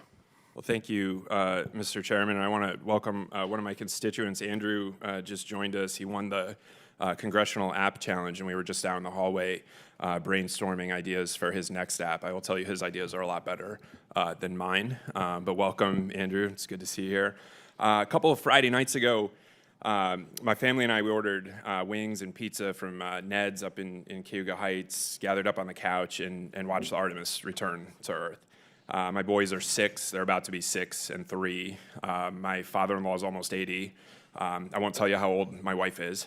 And as cool as it was to see those photos of Earth from the dark side of the moon and to see the fireball on re-entry into the atmosphere and see those parachutes deploy and the shuttle splash down, for me, the thing that was most special was seeing the looks on the faces of 3 generations sitting on that couch as they watched the whole thing. And it really was one of those, do you remember where you were when moments. And I got to tell you, I think we really needed it as a country. We're so divided these days.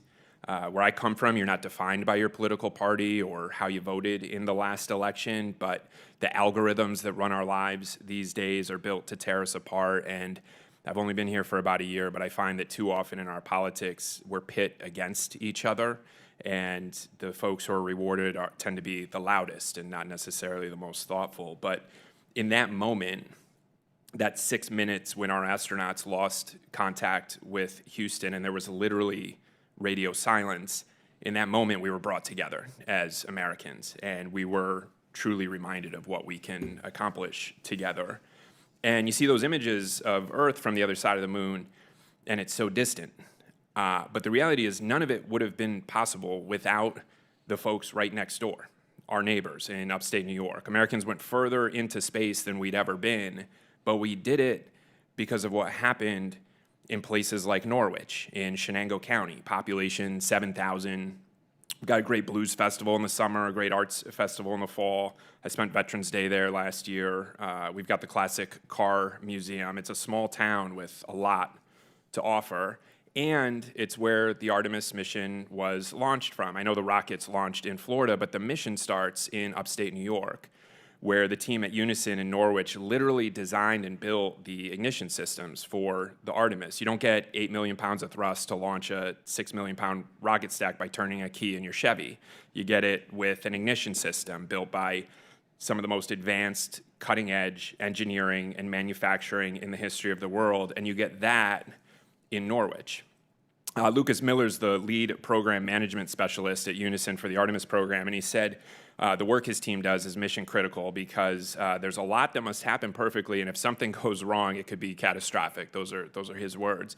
So you'd think he'd be pretty nervous watching the launch, but he wasn't. He said, I have full confidence in our components that they would operate as intended. We make sure everyone is on the same page 24/7, 365. And for those few moments a couple weeks ago when we sent Americans into the deepest reaches of space, we as a country were finally on the same page with each other.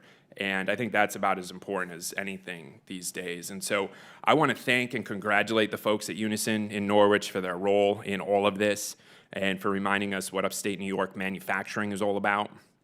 We take a lot of pride in punching a clock and making stuff, not because it's stuff we're making, but because it's really important stuff that makes the world better. And Administrator, I'd like to use my time today to just personally invite you to visit Norwich with me, to meet the team that made all of this possible and to see firsthand why we have so much pride in upstate manufacturing. Can we set up a visit? I would welcome it, Congressman. I generally believe that if spending too much time in D.C. at the headquarters, I'm probably not doing my job appropriately. So getting out in the field where the action is something I take great interest in, and I fully expect to be doing over the next year as we start driving outcomes from our suppliers so we can launch this thing again in 27. Terrific. Well, I'll have my folks reach out to yours, and we'll try to set it up. I agree with you. I try to spend as little time here in in D.C. as possible. And I'll try to get home the second I can. So I'll be really thrilled to welcome you for a visit to Norwich. You're going to love it, I promise. I'll yield back my time. Thanks. Gentleman yields. I'd like to recognize the representative from Georgia, Dr. McCormick. Thank you, Dr. Chair. Yes, sir. Mr. Administrator, I appreciate you being here. It's an exciting topic. Going to outer space is one of my favorite topics. As a matter of fact, if I ever get a chance, I know it's not unprecedented to send a congressman into space. I'm a pilot, military pilot, and a doctor. I think I could be useful to you guys, so if you ever want to consider it, just saying. You got the application in, sir. Done. Can I second that? Can I second sending? I will second sending you into space. It'll be during break. Don't get too excited. I feel like a deal can be had here. There you go. There's certain things I would sacrifice for, no doubt. It's interesting. We see a lot of development in schools and preparing people for jobs in NASA. Georgia Tech is one of the leading institutions with leading-edge technology, in both in engines for space as well as cyber, all kinds of things that really link with you guys. How are you preparing the battlefield for recruiting people like that? What kind of pipelines, what kind of things are you doing to facilitate NASA jobs and developing those kind of pipelines? I appreciate the question, Congressman. And by the way, I have direct experience with the folks at GTRI from another life, and understand the great capabilities that they can bring to the environment. I would just say that it all starts with missions just like Artemis II. And I understand that, for example, STEM and inspiration has come up quite a bit throughout this hearing, and in almost every example that I hear about it, I hear Artemis II referenced, and that's right. Throughout everything we do at NASA, from launching moon rockets to, again, great telescopes like Roman and rovers on another planet, that's how we get people excited. And then where do you take it from there? Well, that's where our grant portfolio comes in. And we do have a great grant portfolio that works with universities across the country. We're optimizing it to actually get the dollars out the door faster, but also to ensure it's in line with the things we need to return to the moon, build the moon base, and do the other things necessary as a component of our mission. And then we have our internship programs, of which Pathway internships, which go across all our mission directors, not only get you in as an intern, but also, as it's labeled, as a pathway into a job at NASA. And then it goes in other ways too. We have a great partnership with OPM on NASA Force, where we can work with folks from industry and academia who may not necessarily want to make a career at NASA, but want to serve their country, term-based appointments, a year, 2 years, 3 years, bring their expertise in the agency, help grow our young talent, and then they go back to industry. And there's also a vice versa component where we can use as well. So takes the best and brightest across the nations, the contributions to do the near impossible. We're all about it, sir. Can't think of a more exciting career, really.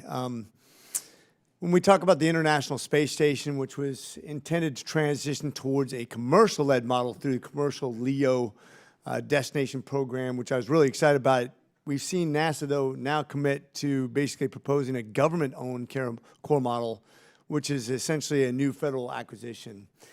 Brings up some concerns on my behalf, because we've had a lot of great you think about the biggest advancements in space travel and satellites and stuff like that have been on the civilian side, where we have a lot more abundant funding, and it's a lot more accountable, and it doesn't cost the taxpayers any money, which is really important to me.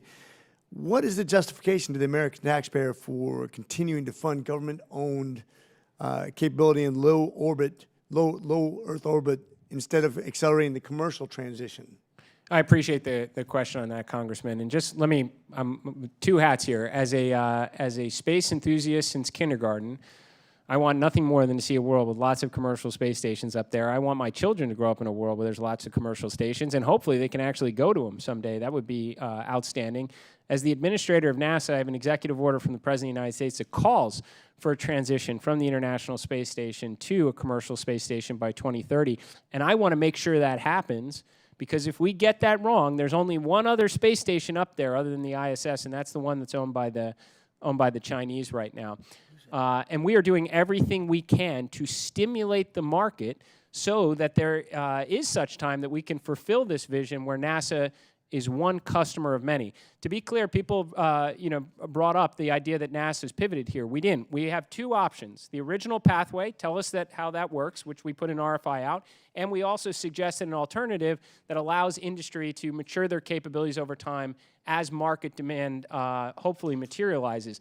I say this, sir, we have success stories with commercial space, no doubt. Launch observation communication, there's lots of it, lots of opportunities to learn, iterate, and improve your capabilities. We're talking about one space station as a service here. We want to make sure we get it right. And I'll tell you, sir, it doesn't make sense if you're traveling periodically to another town to build a home to stay in. That is not the more economic model when you can rent a room at a hotel. But those economics get challenged again when you have to rent out the entire hotel because there's no one else booking a room. And we just want to make sure we get that market right, sir. Good analogies. With that, my time has expired. I yield. Gentleman yields. I'd like to now recognize another gentleman from Texas, Mr. Menifee. Thank you very much, Mr. Chairman, and good morning, Administrator. When I walked in, we were talking about sending members of Congress to space, so it sounds like it's been a good day thus far indeed. I want to start by saying congratulations to the Artemis II crew, to the NASA workforce, to all the contractors, the partners. What you all accomplished was extraordinary, and for a few days, the entire country stopped and looked up and wondered what could be. So congratulations. I represent Houston's 18th district, which encompasses downtown Houston, parts of northern and southern Houston. And NASA's work, driven by the Johnson Space Center, the JSC, sits right in my backyard. As we talked about earlier, that JSC supports more than 52,000 jobs and contributes over $4.7 billion to the Texas economy every year. The people who built this country's space program, they live in my district, they work in my district, and they send their kids to school in my district. So I want to make sure that we get this right. So when I hear that Artemis II succeeded, I take that personally. But when I hear that this administration wants to cut NASA's budget by 23% and slash the science budget by nearly half, I take that personally as well. We just watched 4 astronauts fly around the moon, and right in the middle of that mission, OMB dropped a budget that would terminate the very components that got them there. That is not a strategy, that is sabotage, and I think that it's positioning this agency to once again have to utter the words, Houston, we have a problem. Administrator, I believe you want NASA to succeed, and I believe you want to get to the moon and beyond, and so do I, so does this Congress, but ambition without resources is merely a press release. The administration needs to sustain and grow investment, not reduce it, and that's where my questions are focused here today. NASA terminated the electrified powertrain flight demonstration project, which was to develop and test megawatt-scale hybrid electric propulsion systems. And NASA did so before Congress ever acted. Now Congress has restored the funding, but 1 or 2 of the aircraft will never fly, and the data NASA will get from the other one is a fraction of what was planned.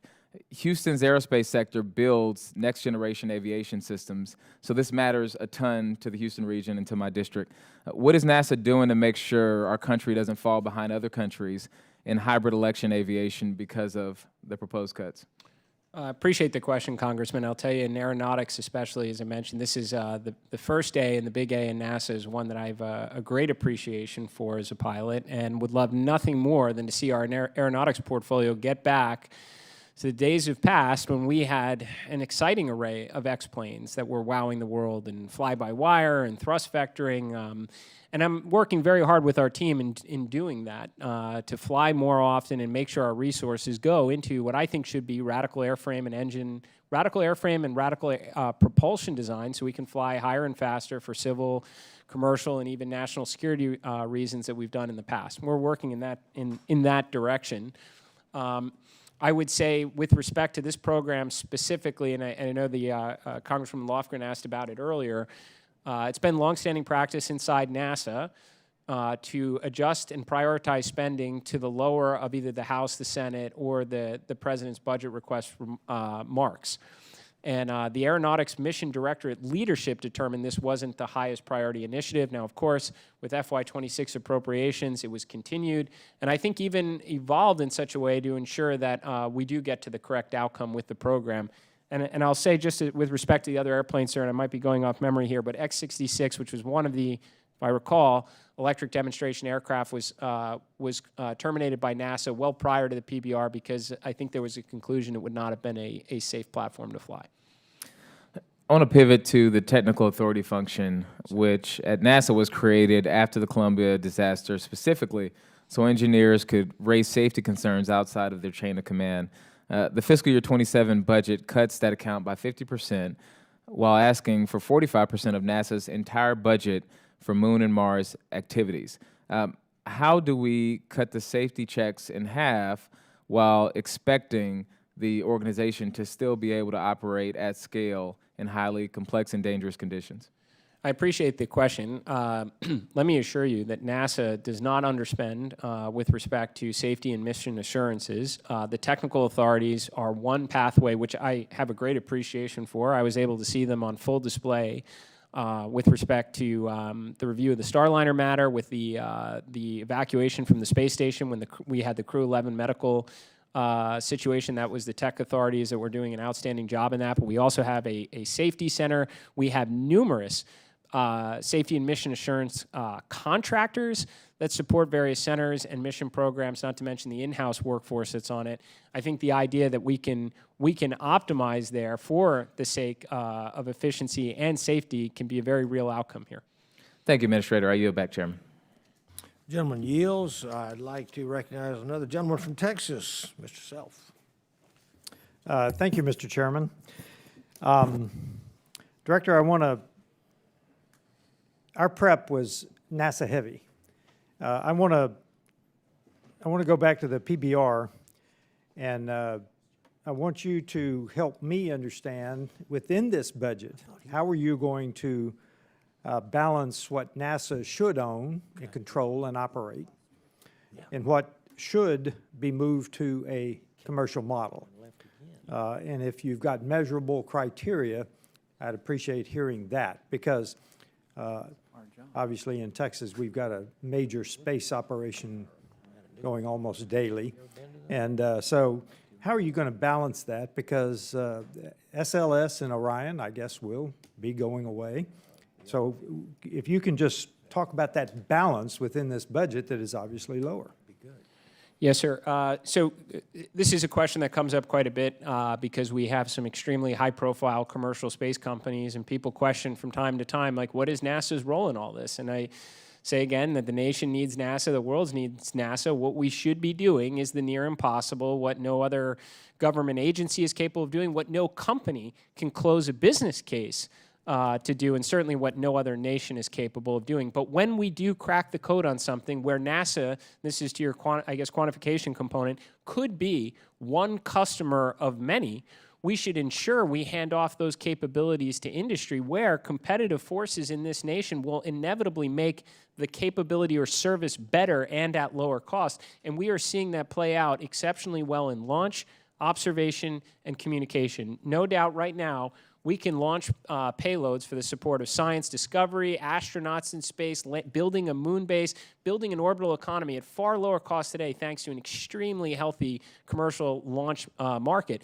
We're able to look at how we can do observation and communication in the future at far lower cost, thanks to several companies that have that are printing off, again, satellites for those purposes, so we can buy services at lower cost and free up resources, again, to do the near impossible. That's why we're undertaking missions, sir, like nuclear power and propulsion, because I believe with the AI power demands here on Earth, industry should put all those efforts to meet terrestrial power requirements. Let NASA go up and do something as bold and ambitious as a nuclear-powered spaceship, figure that out, and if should there be a market where NASA is one customer of many, we hand that off to industry, and then we refocus again on the next grand endeavor, sir. And as an example, I will point to the BRAC for military posts. Locations did that unwillingly, shall we say, to put it mildly. And when they privatized the bases, many of them were more successful. So in the next 5 years, obviously we're in a competition with China. What are the top 3 capabilities that you believe China could outpace us over the next 5 years, and within the context of this budget, how are you going to prioritize them? Because we got to beat China. Well, yes, sir, and I would say that the priorities established by President Trump in the national space policy, which is where we intend to focus our resources and also try and liberate the best and brightest minds at NASA from the bureaucracy that's been slowing them down, empower them to win, are the areas that are of greatest threat, at least with respect to the peaceful exploration of science and discovery in space, meaning our number one task, return to the moon. The Chinese, their number one civil space program objective right now is to get to the moon. And as I mentioned in previous testimony, the difference in timing right now, based on publicly available schedules, is going to be measured in months, not years. The second component of our national space policy, the President said, is pick up where Apollo 17 left off, but do so to stay this time, build an enduring presence on the moon for its scientific and economic potential. The Chinese have stated they want to build a moon base and in the same location as us. And even though the moon is very big, surface area of Africa, where we want to be is approximately the size of Washington, D.C. And we both want to be in that same spot for water ice and eternal light from crater ridges. So we need to use the resources from the Working Family Tax Cut Act to build the infrastructure there to do so. So what are the three capabilities specifically that you think China could outpace us in the next 5 years? And I have 26 seconds. Yes, sir. I don't think they will outpace us on our path, but I would say reusable heavy lift launch capabilities is a key enabler for everything we want to do in space. Certainly the landing capabilities to put mass efficiently on the moon itself, and then nuclear power and propulsion, because not only is it key for a moon base, it's key for a Martian base and exploring the outer solar system. Those are three focus areas. And you can do that within this budget? Based on the Working Family Tax Cut Stay Act, ahead yes, of sir. it. Okay, thank you. Chairman, I yield back. Gentleman yields back. Now I'd like to recognize the gentleman from Illinois, Mr. Foster. Thank you, Mr. Chair, and to our witness. I'd like to focus on about three different things. The first is the balance of effort between just using the same old technologies, chemical rockets to low Earth orbit, versus more transformational technologies. Secondly, the fragility of the systems that we're talking about, commercial and military, that we're talking about putting into low Earth orbit and even higher orbits, and how prone they are to adversarial sabotage. And then secondly, thirdly, how you're planning to use the countries full of geniuses in a data center to really lower a lot of the mission costs. Because if you look at the Mars sample return, I'm sure if you looked at that budget, it was mostly salaries. A lot of that engineering can and will be done that way. So just start with the balance of effort. Because Artemis was inspirational, but there is nothing it did that would not be 100% understandable to Wernher von Braun. It's just, that's the reality. And we have been the reason that we gave up on Apollo is that we had hit fundamental limits of chemical rockets into low Earth orbit. There's maybe a factor of 2 from the reusable boosters and stuff that was all, I guess, conceptualized in the 1950s by NASA engineers. But that's not the factor of 10 or 100 that you need in launch cost to LEO if we're really going to move a big fraction of humanity into space. And there are these technologies like space elevators, electromagnetic launch, spin launch, them all, that we don't seem to be putting a comparable amount of effort into. And what's your thinking on that? Well, this is a subject I would love to talk about for more than the next 3 minutes and some odd seconds. So would welcome follow-up opportunity on it. I would just say, sir, that I think in terms of at least leaving Earth's gravity well, chemical propulsion is the right approach for that, and letting industry and competition drive down costs materially as they have done is a key enabler for all we want to do. So again, whether that's science Haven't we discovery. sort of hit the limit on that? I mean, it's, Elon Musk, what he did, he found that, NASA had structured itself to spread the projects artificially out into every congressional district. And he said, this is stupid, we're just going to vertically integrate. We had a robotics guy hearing just the other day where the same thing, the guy said, I want to build a large number of robots, vertically integrate, and that's the efficient way to do big projects like this. And I would largely not disagree with you, and I think that is an important thing for everybody to realize, that when we spread out across the supply chain across the nation, it is not always the most efficient outcome or timely, and that matters in a great rivalry. Well, that's why our military thing, F-35 is that expensive, because they come into all of our offices and say, hey, here's this little part we're building in your district.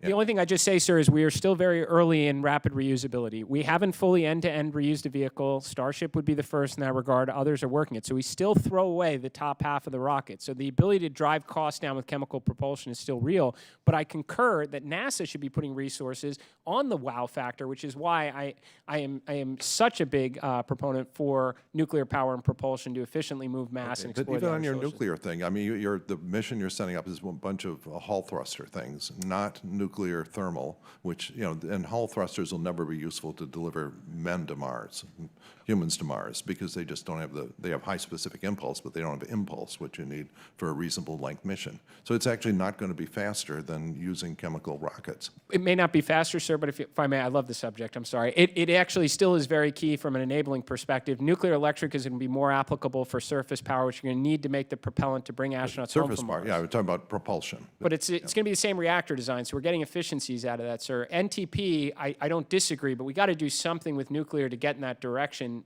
If we jump right to that, which has radioactive exhaust, we'll probably want to do testing here on Earth. It's more infrastructure. I'm just saying it's a stepping stone in the direction of good, just like Nautilus might have been a 70% solution, but it created the nuclear navy. Okay, but some parallel effort, more parallel effort on these more transformational, like you shouldn't be doing zero on nuclear thermal, because that's the only thing that's realistically going to deliver you to Mars in some time less than most of a year. And so that it's completely obvious at the spreadsheet level that you need to do that. And so I'm sort of distressed that I'm not seeing a ramping up of efforts that will be actually transformational. Oh, and with that, sir, I agree. And what I want to do before I ask more money from you and advocate for this in the president's budget request is I want to get nuclear out of the lab. I mean, it's $20 billion that we've wasted, dozens of failed programs. I've seen the spreadsheets on this where we haven't done anything. The last time NASA launched a nuclear reactor was 1960-something. So we got to get underway on nuclear power and propulsion, prove we can do this, a pathway for transportation, launch, regulation, get nuclear power on orbit, and then believe me, I'll be the champion, sir, for NEP, NTP, because I do think this is directionally correct for the agency. Okay, I've got 1 second left, so yield back. Thank you. Gentleman yields back. I'd like to recognize gentleman from Texas, Mr. Weber. Thank you, Mr. Chairman. Mr. Isaacman, it's my first to be with you. It's good to see you today. My District 14 there in Texas is just south of Johnson Space Center. It is separated by a clear lake. Probably somewhere 7,000 to 8,000 employees that either work for NASA and or its subcontractors work and live and play in my district. We're glad that you're here, glad you're willing to answer questions. Kind of fascinated by the exchange between you two. We'll follow up on that later. One of my favorite subjects. I couldn't tell. So, I appreciate the agency taking a hard look at that workforce structure I'm describing to ensure we're operating as efficiently as possible. But I want to focus specifically on how the Workforce Directive is being and going to be implemented within the Flight Operations Directorate, commonly known as FOD. As NASA continues to execute missions like Artemis II, how are y'all, that's a Texas word, how are y'all ensuring that workforce changes do not introduce risk to the mission, execution, or crew safety, and at the same time, we don't want to do a number on those companies that have come to be the suppliers of NASA? I yield to you. Yes, sir. I appreciate the question. I know there's been some, discussion on the subject right now. Simply put, sir, at a high level, 75% of NASA's workforce is contractors, 40 to 45,000. They're not temporary. They've been there for years and decades and will continue to be there for years or decades in the future. Now, some of them may be appropriate for contractors because it's not a core competency. It's not an area that NASA needs to own and maybe clear out some of the barriers, whether it's contractual or IP or system related. And they will continue to be contractors. Some of it is a core competency, sir, and I think it would surprise many that when the astronauts come over the radio and say, Houston, they're talking to a contractor, not a NASA civil servant. They share the same desks. Their badges look almost the same, but we are paying a premium to have them as contractors relative to as a civil servant. And that premium is for workforce flexibility, to be able to do the type of decisions we're talking about right now. We're not breaking glass on this. This feedback all came from the workforce. The leader of this program is a former center director from Stennis Space Flight Center. He's retiring at the end of the year, and he said he wants to do right by the NASA workforce. He's owning this. His name is John Bailey, and he's working with the center directors at JSC, KSC, Marshall, and all of our centers saying, what are your core competencies? Who do you need? And do it in a thoughtful way based on the timing of these contracts. And in the process, the workforce is happier, and we're saving some money along the way. But the reason he's doing it, sir, and they're picking is so that these decisions they know they have to live with long after I'm gone, long after the administration changes over. What's the right thing to do for NASA? And that's what they're working on, sir. How long will that process take in your estimation? I'm hoping by the end of the year. I think we certainly don't want this to be a distraction at all. We've got our pilot programs like Mission Control at Houston. We'd like to be civil servants because we will always have a Mission Control in Houston from here until the end of time. I'm sure of that, and we have some pilots at KSC for those who build our rockets and launch our rockets, sir. So you have guidelines and guardrails to make sure that this takes place, but time frame you would extrapolate out. He's going to be through with all that 6 months, 2 years, 6 years? Yes, sir. I would hope by the end of 2026 that this workforce conversion initiative we're at a stable place, unless there was some contractual reason why it made sense to do something in 27. But there's no job losses here. This is taking people and changing their badge. It saves the taxpayers some money on the way and does the right thing for the employee. Will you come back to Congress before those final decisions are made and, fill us in on what your progress is and what the plans are and how close we are to the end of that? I'm happy to keep Congress posted the whole way. I think we have some pilots that are underway now, Mission Control being an example. But I love over-communicating. I don't want to surprise anybody on this one. I think this is absolutely the right thing for taxpayers, and it's certainly the right thing for NASA, and I'll communicate as much as you need, sir.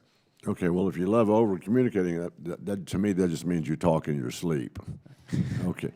So as you may... I got this job, sir. So as you may already know, many colleges and universities across the country are proud members of the National Space Grant College and Fellowship Project, or a space grant, which falls under NASA Office of STEM Engagement. Specifically in my District 14, Lamar University, institutions like Lamar University are part of this esteemed group, helping to prepare the next generation of leaders in the American space enterprise.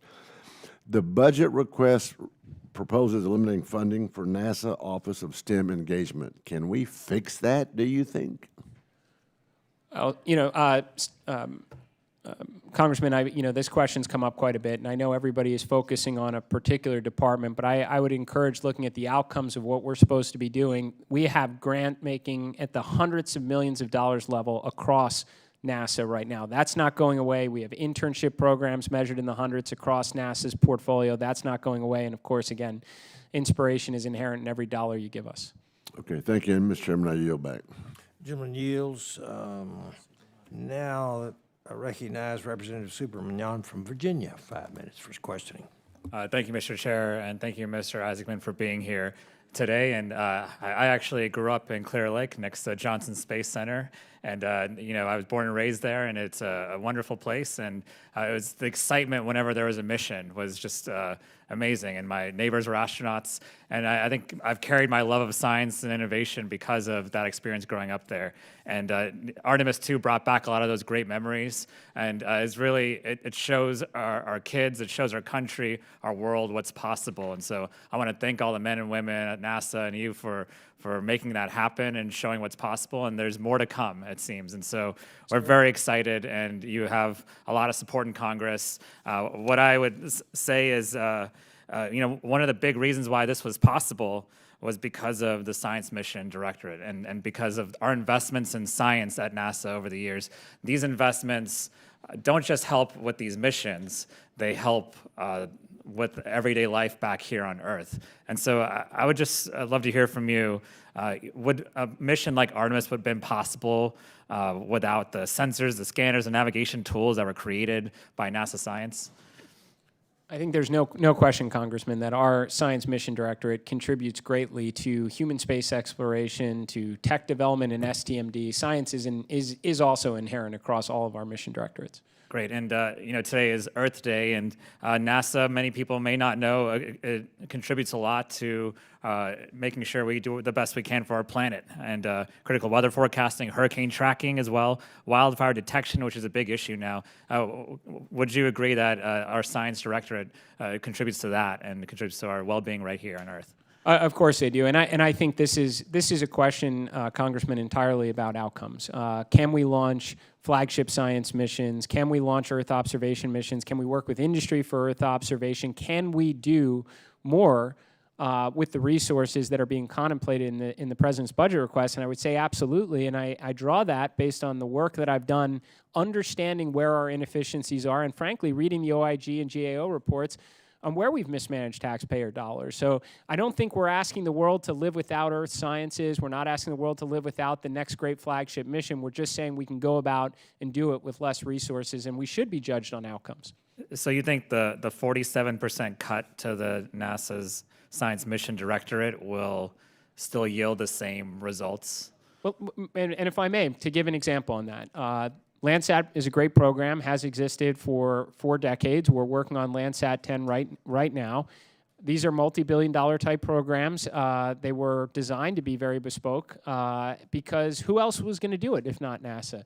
So the question is, in a world today where you have a thriving commercial space industry that's materially dropped the cost of launch, printing out satellites for Earth observation and communication, the technical means to incorporate some of these instruments, will they be able to do it at half the cost? I would argue probably with respect to space weather and Earth observation, the constellation providers may actually reduce cost by 80 or 90%. There are certainly efficiencies to be gained with external partnerships and certainly the way we approach things internally as well. So you think that's one example, though. There's many things happening at the Science Mission Directorate. Do you think we can cut 50% across the board and still yield the same results or better? Well, I mean, my commitment to Congress is to maximize the scientific value of every dollar you give us. And what I am saying is, based on our history of late, yes, we can do far more with the resources available, even a reduction in the budget to do so. And I gave examples of that. I mean, Mars sample return, geez. We threw away $2 billion. We almost could have launched another Nancy Grace Rome Space Telescope with the money that the taxpayers lost on Mars sample return alone. Okay, we have to agree to disagree. But I also wanted to ask, the president said to Artemis astronauts that we'll establish a permanent presence on the moon. I'm curious the timeline on that, and will canceling the Lunar Gateway delay that timeline? I mean, to be very clear, and I don't think I've hidden my feelings on this, repurposing resources from Gateway absolutely accelerate America's ability to build a moon base. Gateway might have been an interesting concept in 2017. It's a different world today, and we don't want our astronauts orbiting above the moon. We want them on the surface of the moon.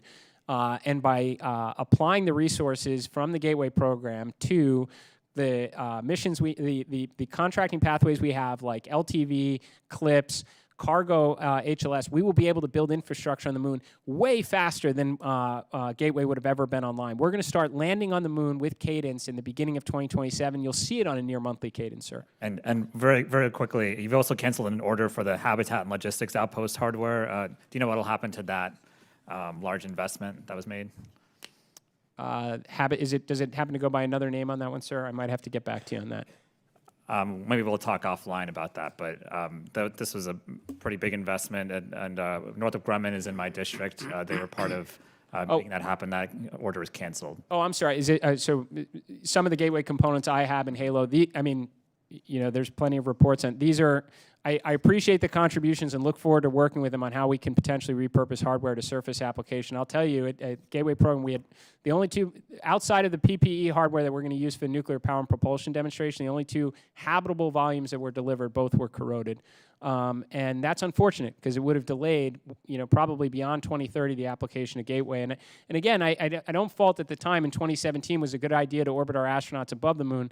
That was at a different time when now you have astronauts. Now you want our astronauts on the moon before our rivals capable of doing it. Not to mention for all the good science and tech demonstrations that will be applicable from having people on the moon. So I think that's an example of a program that took way too long to come to fruition, became too costly, and the hardware that was being delivered as a result was not meeting expectation. Thank you. I yield back. Thank you, Mr. Chairman. Representative yields back. Now I'd like to, let's see. Representative Sykes from Ohio, you have 5 minutes for questions. Thank you, Chairman Babin. Appreciate you being here, Administrator. And just a few weeks ago, led by Chair Babin, my colleagues and I were down in Cape Canaveral and had the opportunity to see the Artemis II launch. And it was nothing short of extraordinary and American exceptionalism on full display. And for many years at NASA, this successful mission represented a culmination of many, many years of hard work. This includes the team at Ohio's NASA Glenn Research Center, who ensured that the Orion spacecraft European system worked alongside the American technology. And while in space, astronaut, the commander, Reed Wiseman, thanked NASA Glenn by stating, "This vehicle powered us and propelled us from the Earth to the moon and back with extreme precision, and we are excited to be a part of your team." You have all heard me say that the road to the moon and Mars runs through Ohio, and I am so very proud that Ohio was recognized on their way back from the moon. I sent my family a few pictures of me at the launch, and my mother said that she hadn't seen me that excited since I was a child. And so I can't say that I wasn't disappointed that while the president celebrated the Artemis launch, he then announced a 23% budget cut. And as the kids would say, that's diabolical. So, Administrator, the Aviation Administration is one of the few to enjoy positive trade balance, and in Ohio, we rely very heavily on it. The capabilities at NASA is certainly are key to maintaining that part of our economy, in our state. And in fact, 1/3 of NASA's funding in Ohio comes from aeronautics. So why then is the administration proposing to pull away from aeronautics even further, reducing the budget by about 1/3 or ending or dramatically descoping much needed development programs? Well, Congresswoman, I appreciate the question, and obviously I very much support the President, his goal to more efficiently allocate resources within NASA, because frankly there are a lot of examples of where we have not done a good job for the taxpayers on allocating resources and delivering outcomes. And again, as a pilot and somebody that should be extremely excited about the aeronautics division, we have examples where we have exceeded costs by nearly double on some of our X-planes. We've had programs we've committed hundreds of millions to, only to have industry walk away and say it turned out it wasn't a very good idea.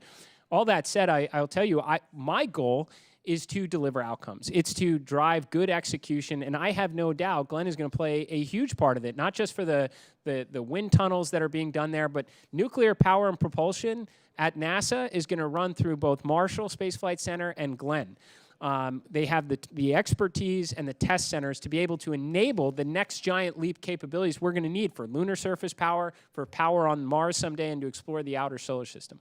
So I hear and understand what you're saying, and we all want you to be mindful of how you're spending, but what do you say to people in Ohio when you're cutting resources that account for 1/3 of the budget? Aviation is incredibly important to our economy. So are you saying that the President and NASA they're perfectly fine with Ohioans being out of a job or without opportunities because you want to rearrange things here in D.C.? I think what we are asking the American taxpayers and those around all of our centers is to judge us based on our outcomes and not how quickly we can spend money. So what about the outcomes of people losing their jobs? No, I think the idea is if you can apply those resources correctly, we can demonstrate things. Like, again, nuclear power and propulsion is incredibly important to Glenn. Well, I think that we demonstrated some things, especially in Ohio, when you have Commander Wiseman thanking NASA Glenn for their work. And in addition to what you are doing, you're outsourcing contractors, including those at NASA Glenn, and some folks have been laid off. So again, I ask the question to you, as my constituents are trying to figure out how to make ends meet and how they're going to participate in our local economy. What is your statement to them when you're cutting budgets will put them out of a job? My statement to Glenn, as it would be to any other of the centers, is that we are going to focus on efficient use of taxpayer dollars to drive the outcomes that get people excited, like Artemis II and nuclear missions like Freedom that will go through Glenn. So it sounds like some of those outcomes may mean joblessness for Ohioans, but I do want to ask you another question. Do you intend to cancel or shut down any missions or projects because they did not receive the proposed funding in fiscal year 27? Well, I would tell you, as of now, we haven't canceled any programs that are under FY26 appropriations. I'm talking about 27. I would tell you that right now our goal is to concentrate our resources on the needle-moving objectives in line with the President's national space policy. So is that a yes? That is a yes? I can't think of anything at Glenn that would be canceled. If anything, we are trying to build I didn't a ask just nuclear about program. Glenn, I said generally. Are there, I mean, for sure, within, I mean, people have brought up or naturally asked questions about SMD. We have a number of in-formulation science programs that have not been launched yet that we're looking at other ways to go about doing it, including buying services from orbiting constellations for space weather and Earth observation data. Thank you very much. Time's expired. I'm out of time, and I yield back. Thank you. I'd like to recognize Representative Rivas from California, 5 minutes. Thank you. Administrator Isaacman, thank you for visiting NASA's Jet Propulsion Laboratory soon after your confirmation. While this is outside of my district, the facility employs many of my constituents who really appreciated your time there. With the recent Artemis II mission, people are once again excited about going to the moon, exploring space, and learning about NASA. NASA and its work continues to be an inspiration for Americans of all ages. Kids were able to see astronauts who looked like them with a diverse crew, and I was excited to see a woman on the crew as well.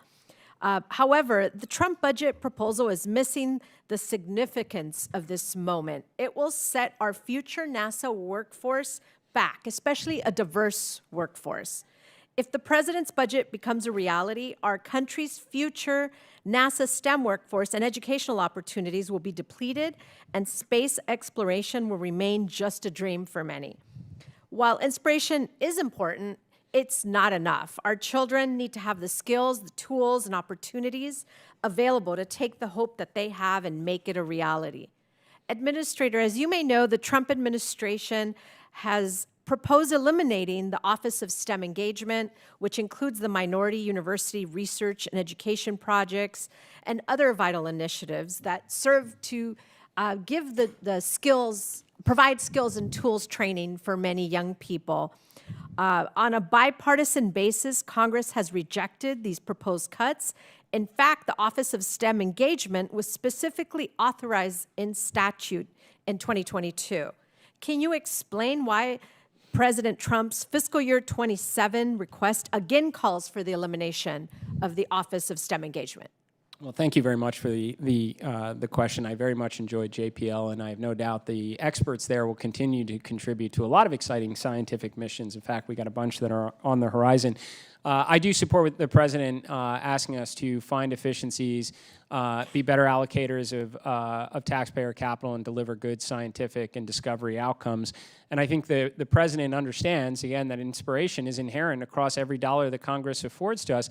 In fact, even sitting here today, every example I've heard of from members of Congress about their enthusiasm, and excitement, and their children watching on the TV was Artemis II. And that's exactly what we're supposed to be doing by focusing on the mission, by getting astronauts back to the surface of the moon, building a moon base that can be viewed on a website through orbital observation assets is exactly how you get children to want to grow up and join this great adventure. And we do have internship programs, and we do have hundreds of millions in grant programs throughout NASA, independent of the OSTEM office.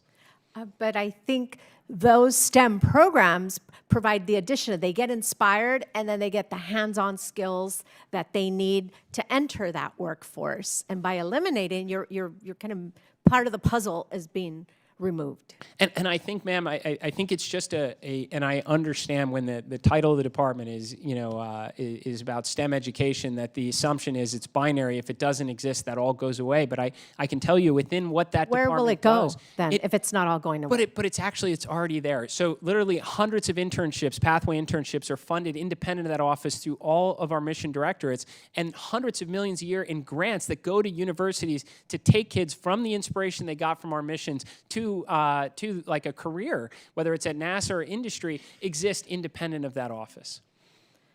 But what's in that? Why eliminate that office then? If there's programs there that could further inspire, how are you going to get the students in those internships if they're missing that crucial part of their education that would get them to apply? To apply for an internship, it's very competitive. You have to be prepared. Yeah. And I agree with you. It is very competitive, and I think the reason why we've been asked to take a look at this in other areas is because they know there is duplicative functions, that our grant portfolio exists independent of this, and our internship programs that, in fact, the pathway program specifically that allows you to apply as an intern and then more or less guarantees you a career period. Also, this is office independent is of in the law, right? And you're proposing to eliminate it. The administration, it's in statute that we passed here in 2022.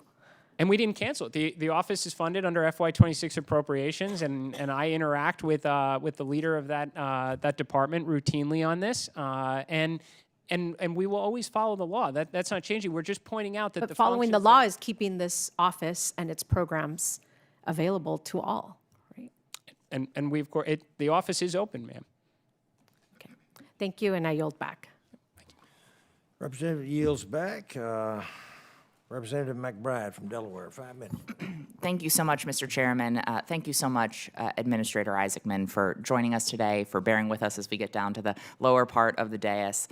Building off of some of your comments earlier and some of the comments of my colleagues, earlier this month, I, like so many people across the United States and around the world, stared at my screen in wonder watching those 4 astronauts take off, fly by the moon, and then eventually splash down in the Pacific. In fact, my lock screen on my iPhone is one of my favorite pictures, where you can see the Orion capsule, the moon, and our little crescent that we call home beyond that.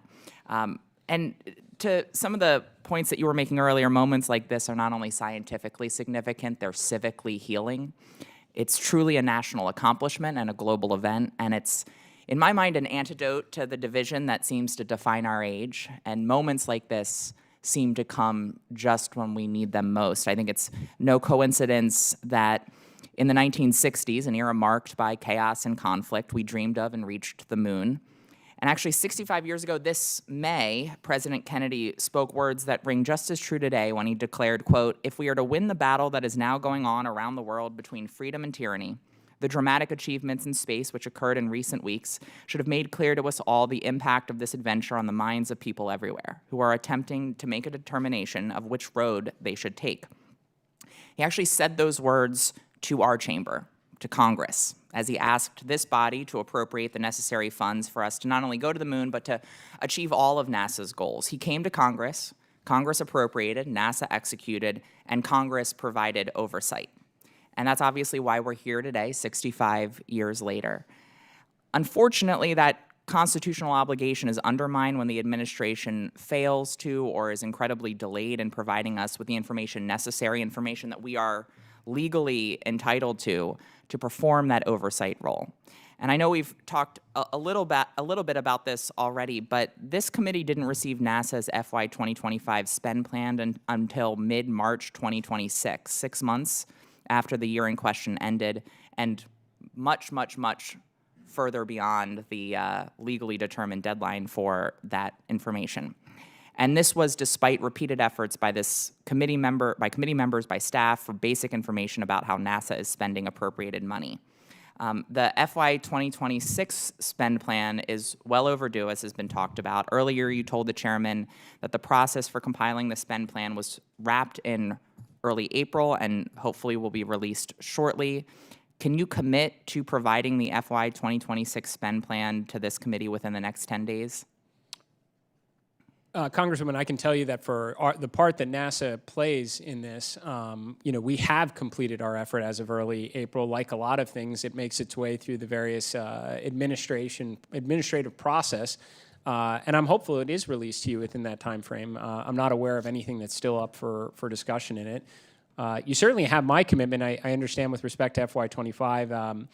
I was confirmed in late December on that one. I tried to make that a priority to turn it around as quickly as we can. I'm hopeful now that we'll be able to get into we'll be able to adhere to our schedules better. And I also would happily make myself available, as I said, to all the members of the committee. I enjoy over-communicating and bringing people together to do really challenging things like we do at NASA, and we'll share as much about our plans and spending as possible. Great. Well, it is already 45 days, or it's required to be submitted to us within 45 days of enactment of the appropriations bill. It was due in February 2026. I recognize that there are other people in the administration that are reviewing. One thing I hope that you will successfully be able to do is manage up and around throughout the administration to get this to us, because that information is incredibly helpful as we perform oversight in the aftermath of the appropriations bill going into effect. And I know that you are eager to get us that information. I hope that you're able to help the rest of your administration get it to us in a timely fashion.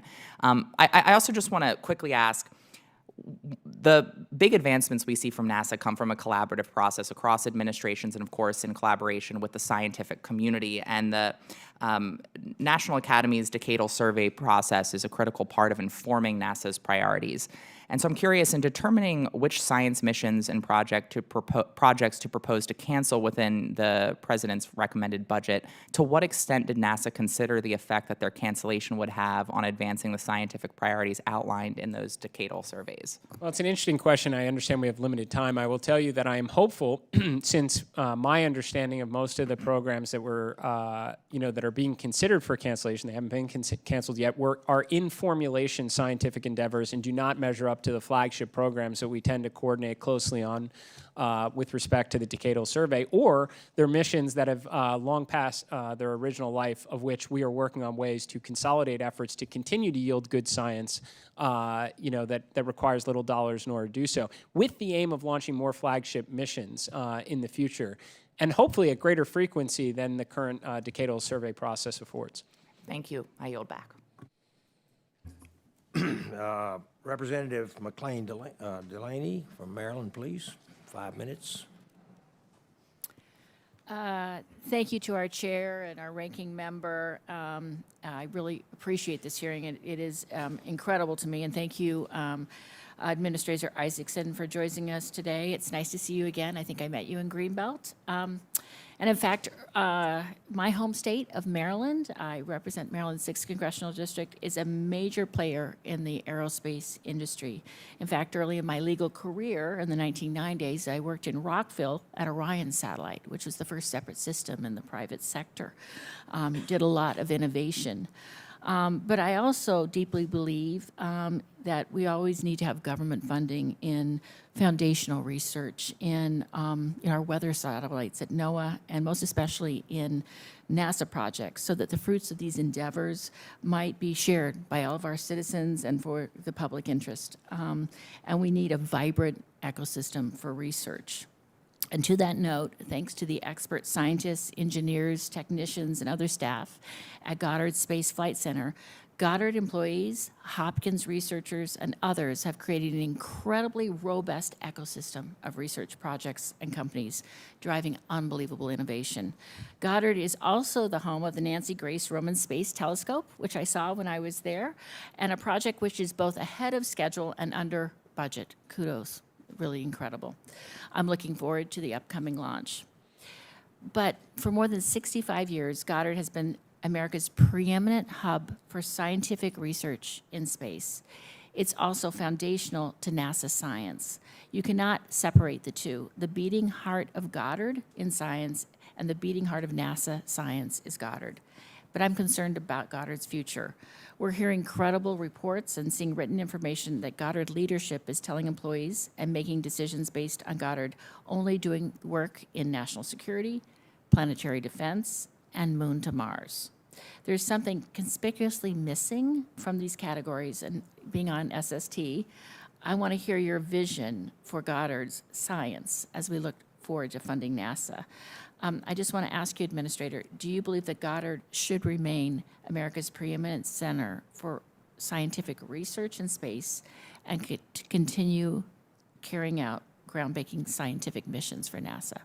I do, Congresswoman. In fact, I'm looking at every one of our centers and saying, what is the ultimate specialization here? And let's declare it a center of excellence and make sure we resource it accordingly to do so. I think JPL is a great example for deep space science and robotics. I think Johnson Space Center is our human spaceflight center of excellence. I think Goddard Space Flight Center is a science center of excellence. Everything from Earth to near Earth to heliophysics, not to mention actually has a lot of exciting, like astrophysics with Roman Space Telescope and Dragonfly as a planetary science mission. If I can just go in, and because I hear that, but for months, our Maryland delegation and our whole delegation has been asking this straightforward question: which facilities or missions at Goddard are proposed for either consolidation or closure? And despite communication between our delegation and center leadership, I remain concerned about the future of the workforce, particularly something called the deprioritization of habitable worlds. The FY27 budget is vague, and it omits the center-level workforce. So first, will you commit now to ensuring a robust program at Goddard that fully leverages the technical capabilities of its workforce, including maybe moving forward with habitable worlds? And is there, can we have improved communication with respect to Goddard's future for both the civil servants while Congress is completing its FY27 work bill and as we are just looking at the assessments generally? It's really important for research. Yes, Congressman, and I say several times today about over communicating. I will happily ensure that every member of this committee has my cell phone, so we can have these conversations as often as it likes. I'll definitely take it. I'm here for the mission. I'll learn to sleep and eat another time. And I would say in terms of Goddard Space Flight Center specifically, I'm looking for opportunities of where we might have programs that are out in bespoke programs at different parts of the country. We can consolidate into Goddard, not from centers, but individual operations. So you could have maybe a ongoing science operations center to continue to yield good science out of missions that are past their initial design life. I look at the president's budget request as the administrator of NASA as an opportunity to find inefficiencies where there's been some waste or even in some cases abuse that's out there, to unlock resources to do more of the science and discovery that gets people excited, especially the work that's done at Goddard. I just hope to get some details further so we can know for these workforce. Thank you. I yield back. Representative yields back. Representative from New York, Representative Friedman. California. California, I'm sorry. I apologize. Quite all right. Thank you, Chair Babin, and to the Administrator Isaacman for being here today. I represented JPL when I was in the California legislature, and they're just outside of my congressional district. They have over 5,000 scientists at that facility, many of whom live in my district. But even more importantly, the work that they do around earth science is crucially important to California. They do everything from weather monitoring in an area that is very susceptible to extreme weather events, to ocean temperature monitoring, to looking at the effect of climate change in California, to methane monitoring. That was instrumental in finding the terrible leak at Aliso Canyon several years ago. Now, we have seen this administration constantly try to roll back JPL's work on those very crucial areas, crucial to wildfire resiliency, crucial to the lives of people, not future people in space, but people right here on Earth. And that is a huge threat to Californian safety. Now, you have contended that we can cut half of NASA's budget and still retain all of these crucial programs. And so I am very curious about how you are intending to do that.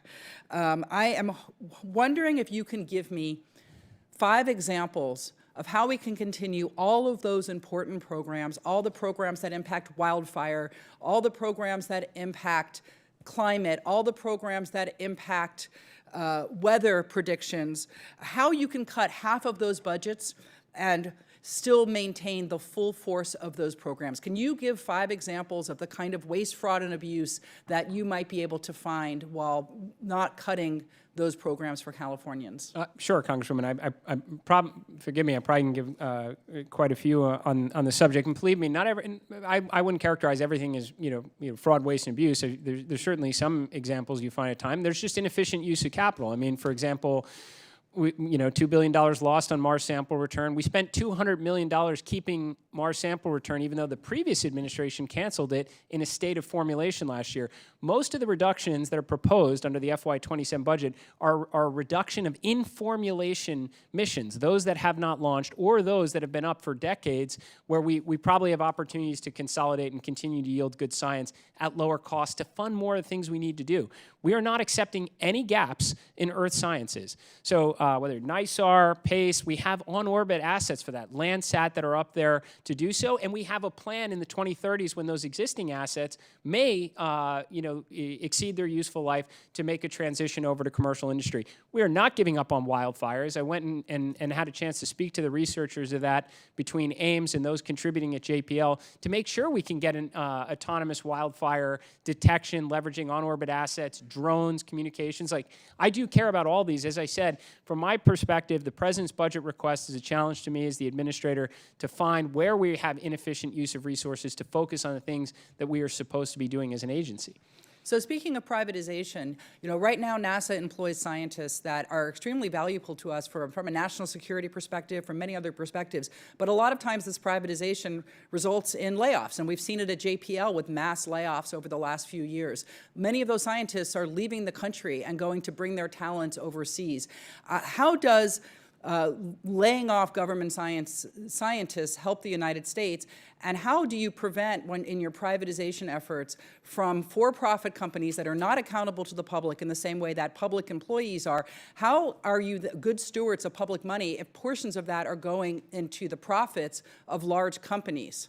Well, it's interesting you say that. First, to be clear, I'm very rarely like a binary black or white thinker. I'm a make nuance great again kind of guy. And it's funny because I'm getting in trouble for insourcing and bringing back a lot of workforce from the private sector and the other areas. And that's because it's just not black and white. There are examples where industry has the capabilities that we can procure services at far lower cost when you have thousands of constellation satellites up there for Earth observation. Then there's examples where we should be doing things no one else is capable of doing with you. And Congresswoman, I actually agree with you. I had a chance to look at why there were some layoffs, which I would mind you were actually from the prior administration at JPL, and it was because we turned off reimbursable. The previous administration had strong views that JPL should not support other government agencies and stop doing that work. And as a result, they had to lay off a lot of talent there that could be helping other government agencies on some very exquisite scientific work. I've turned that back on to prevent those kind of layoffs because that is the kind of thing that NASA expertise should be applied for. Thank you, and I'm glad to hear that. And let me ask one last question. Congress passed on a bipartisan basis a funding package for NASA earlier this year that set specific funding levels for NASA. Will you commit today on the record that you've instructed each of your division directors to spend at their specific division funding levels as set by Congress as it appeared in the appropriations table reports? And are you executing the 2026 budget at the funding levels and in the manner Congress intended? And will you apply that same standard with whatever 2027 bill Congress approves? You can count on me, Congresswoman, that we will always follow the law. Thank you. I yield back. Gentlewoman yields. This wraps up our hearing today. And Mr. Administrator, I want to thank you so very much for being here and also for suspending while we voted. I think we've learned a lot today, and we will digest this. And the record will remain open for 10 days for additional comments and written questions from members. So with that, this hearing is adjourned. Thank you.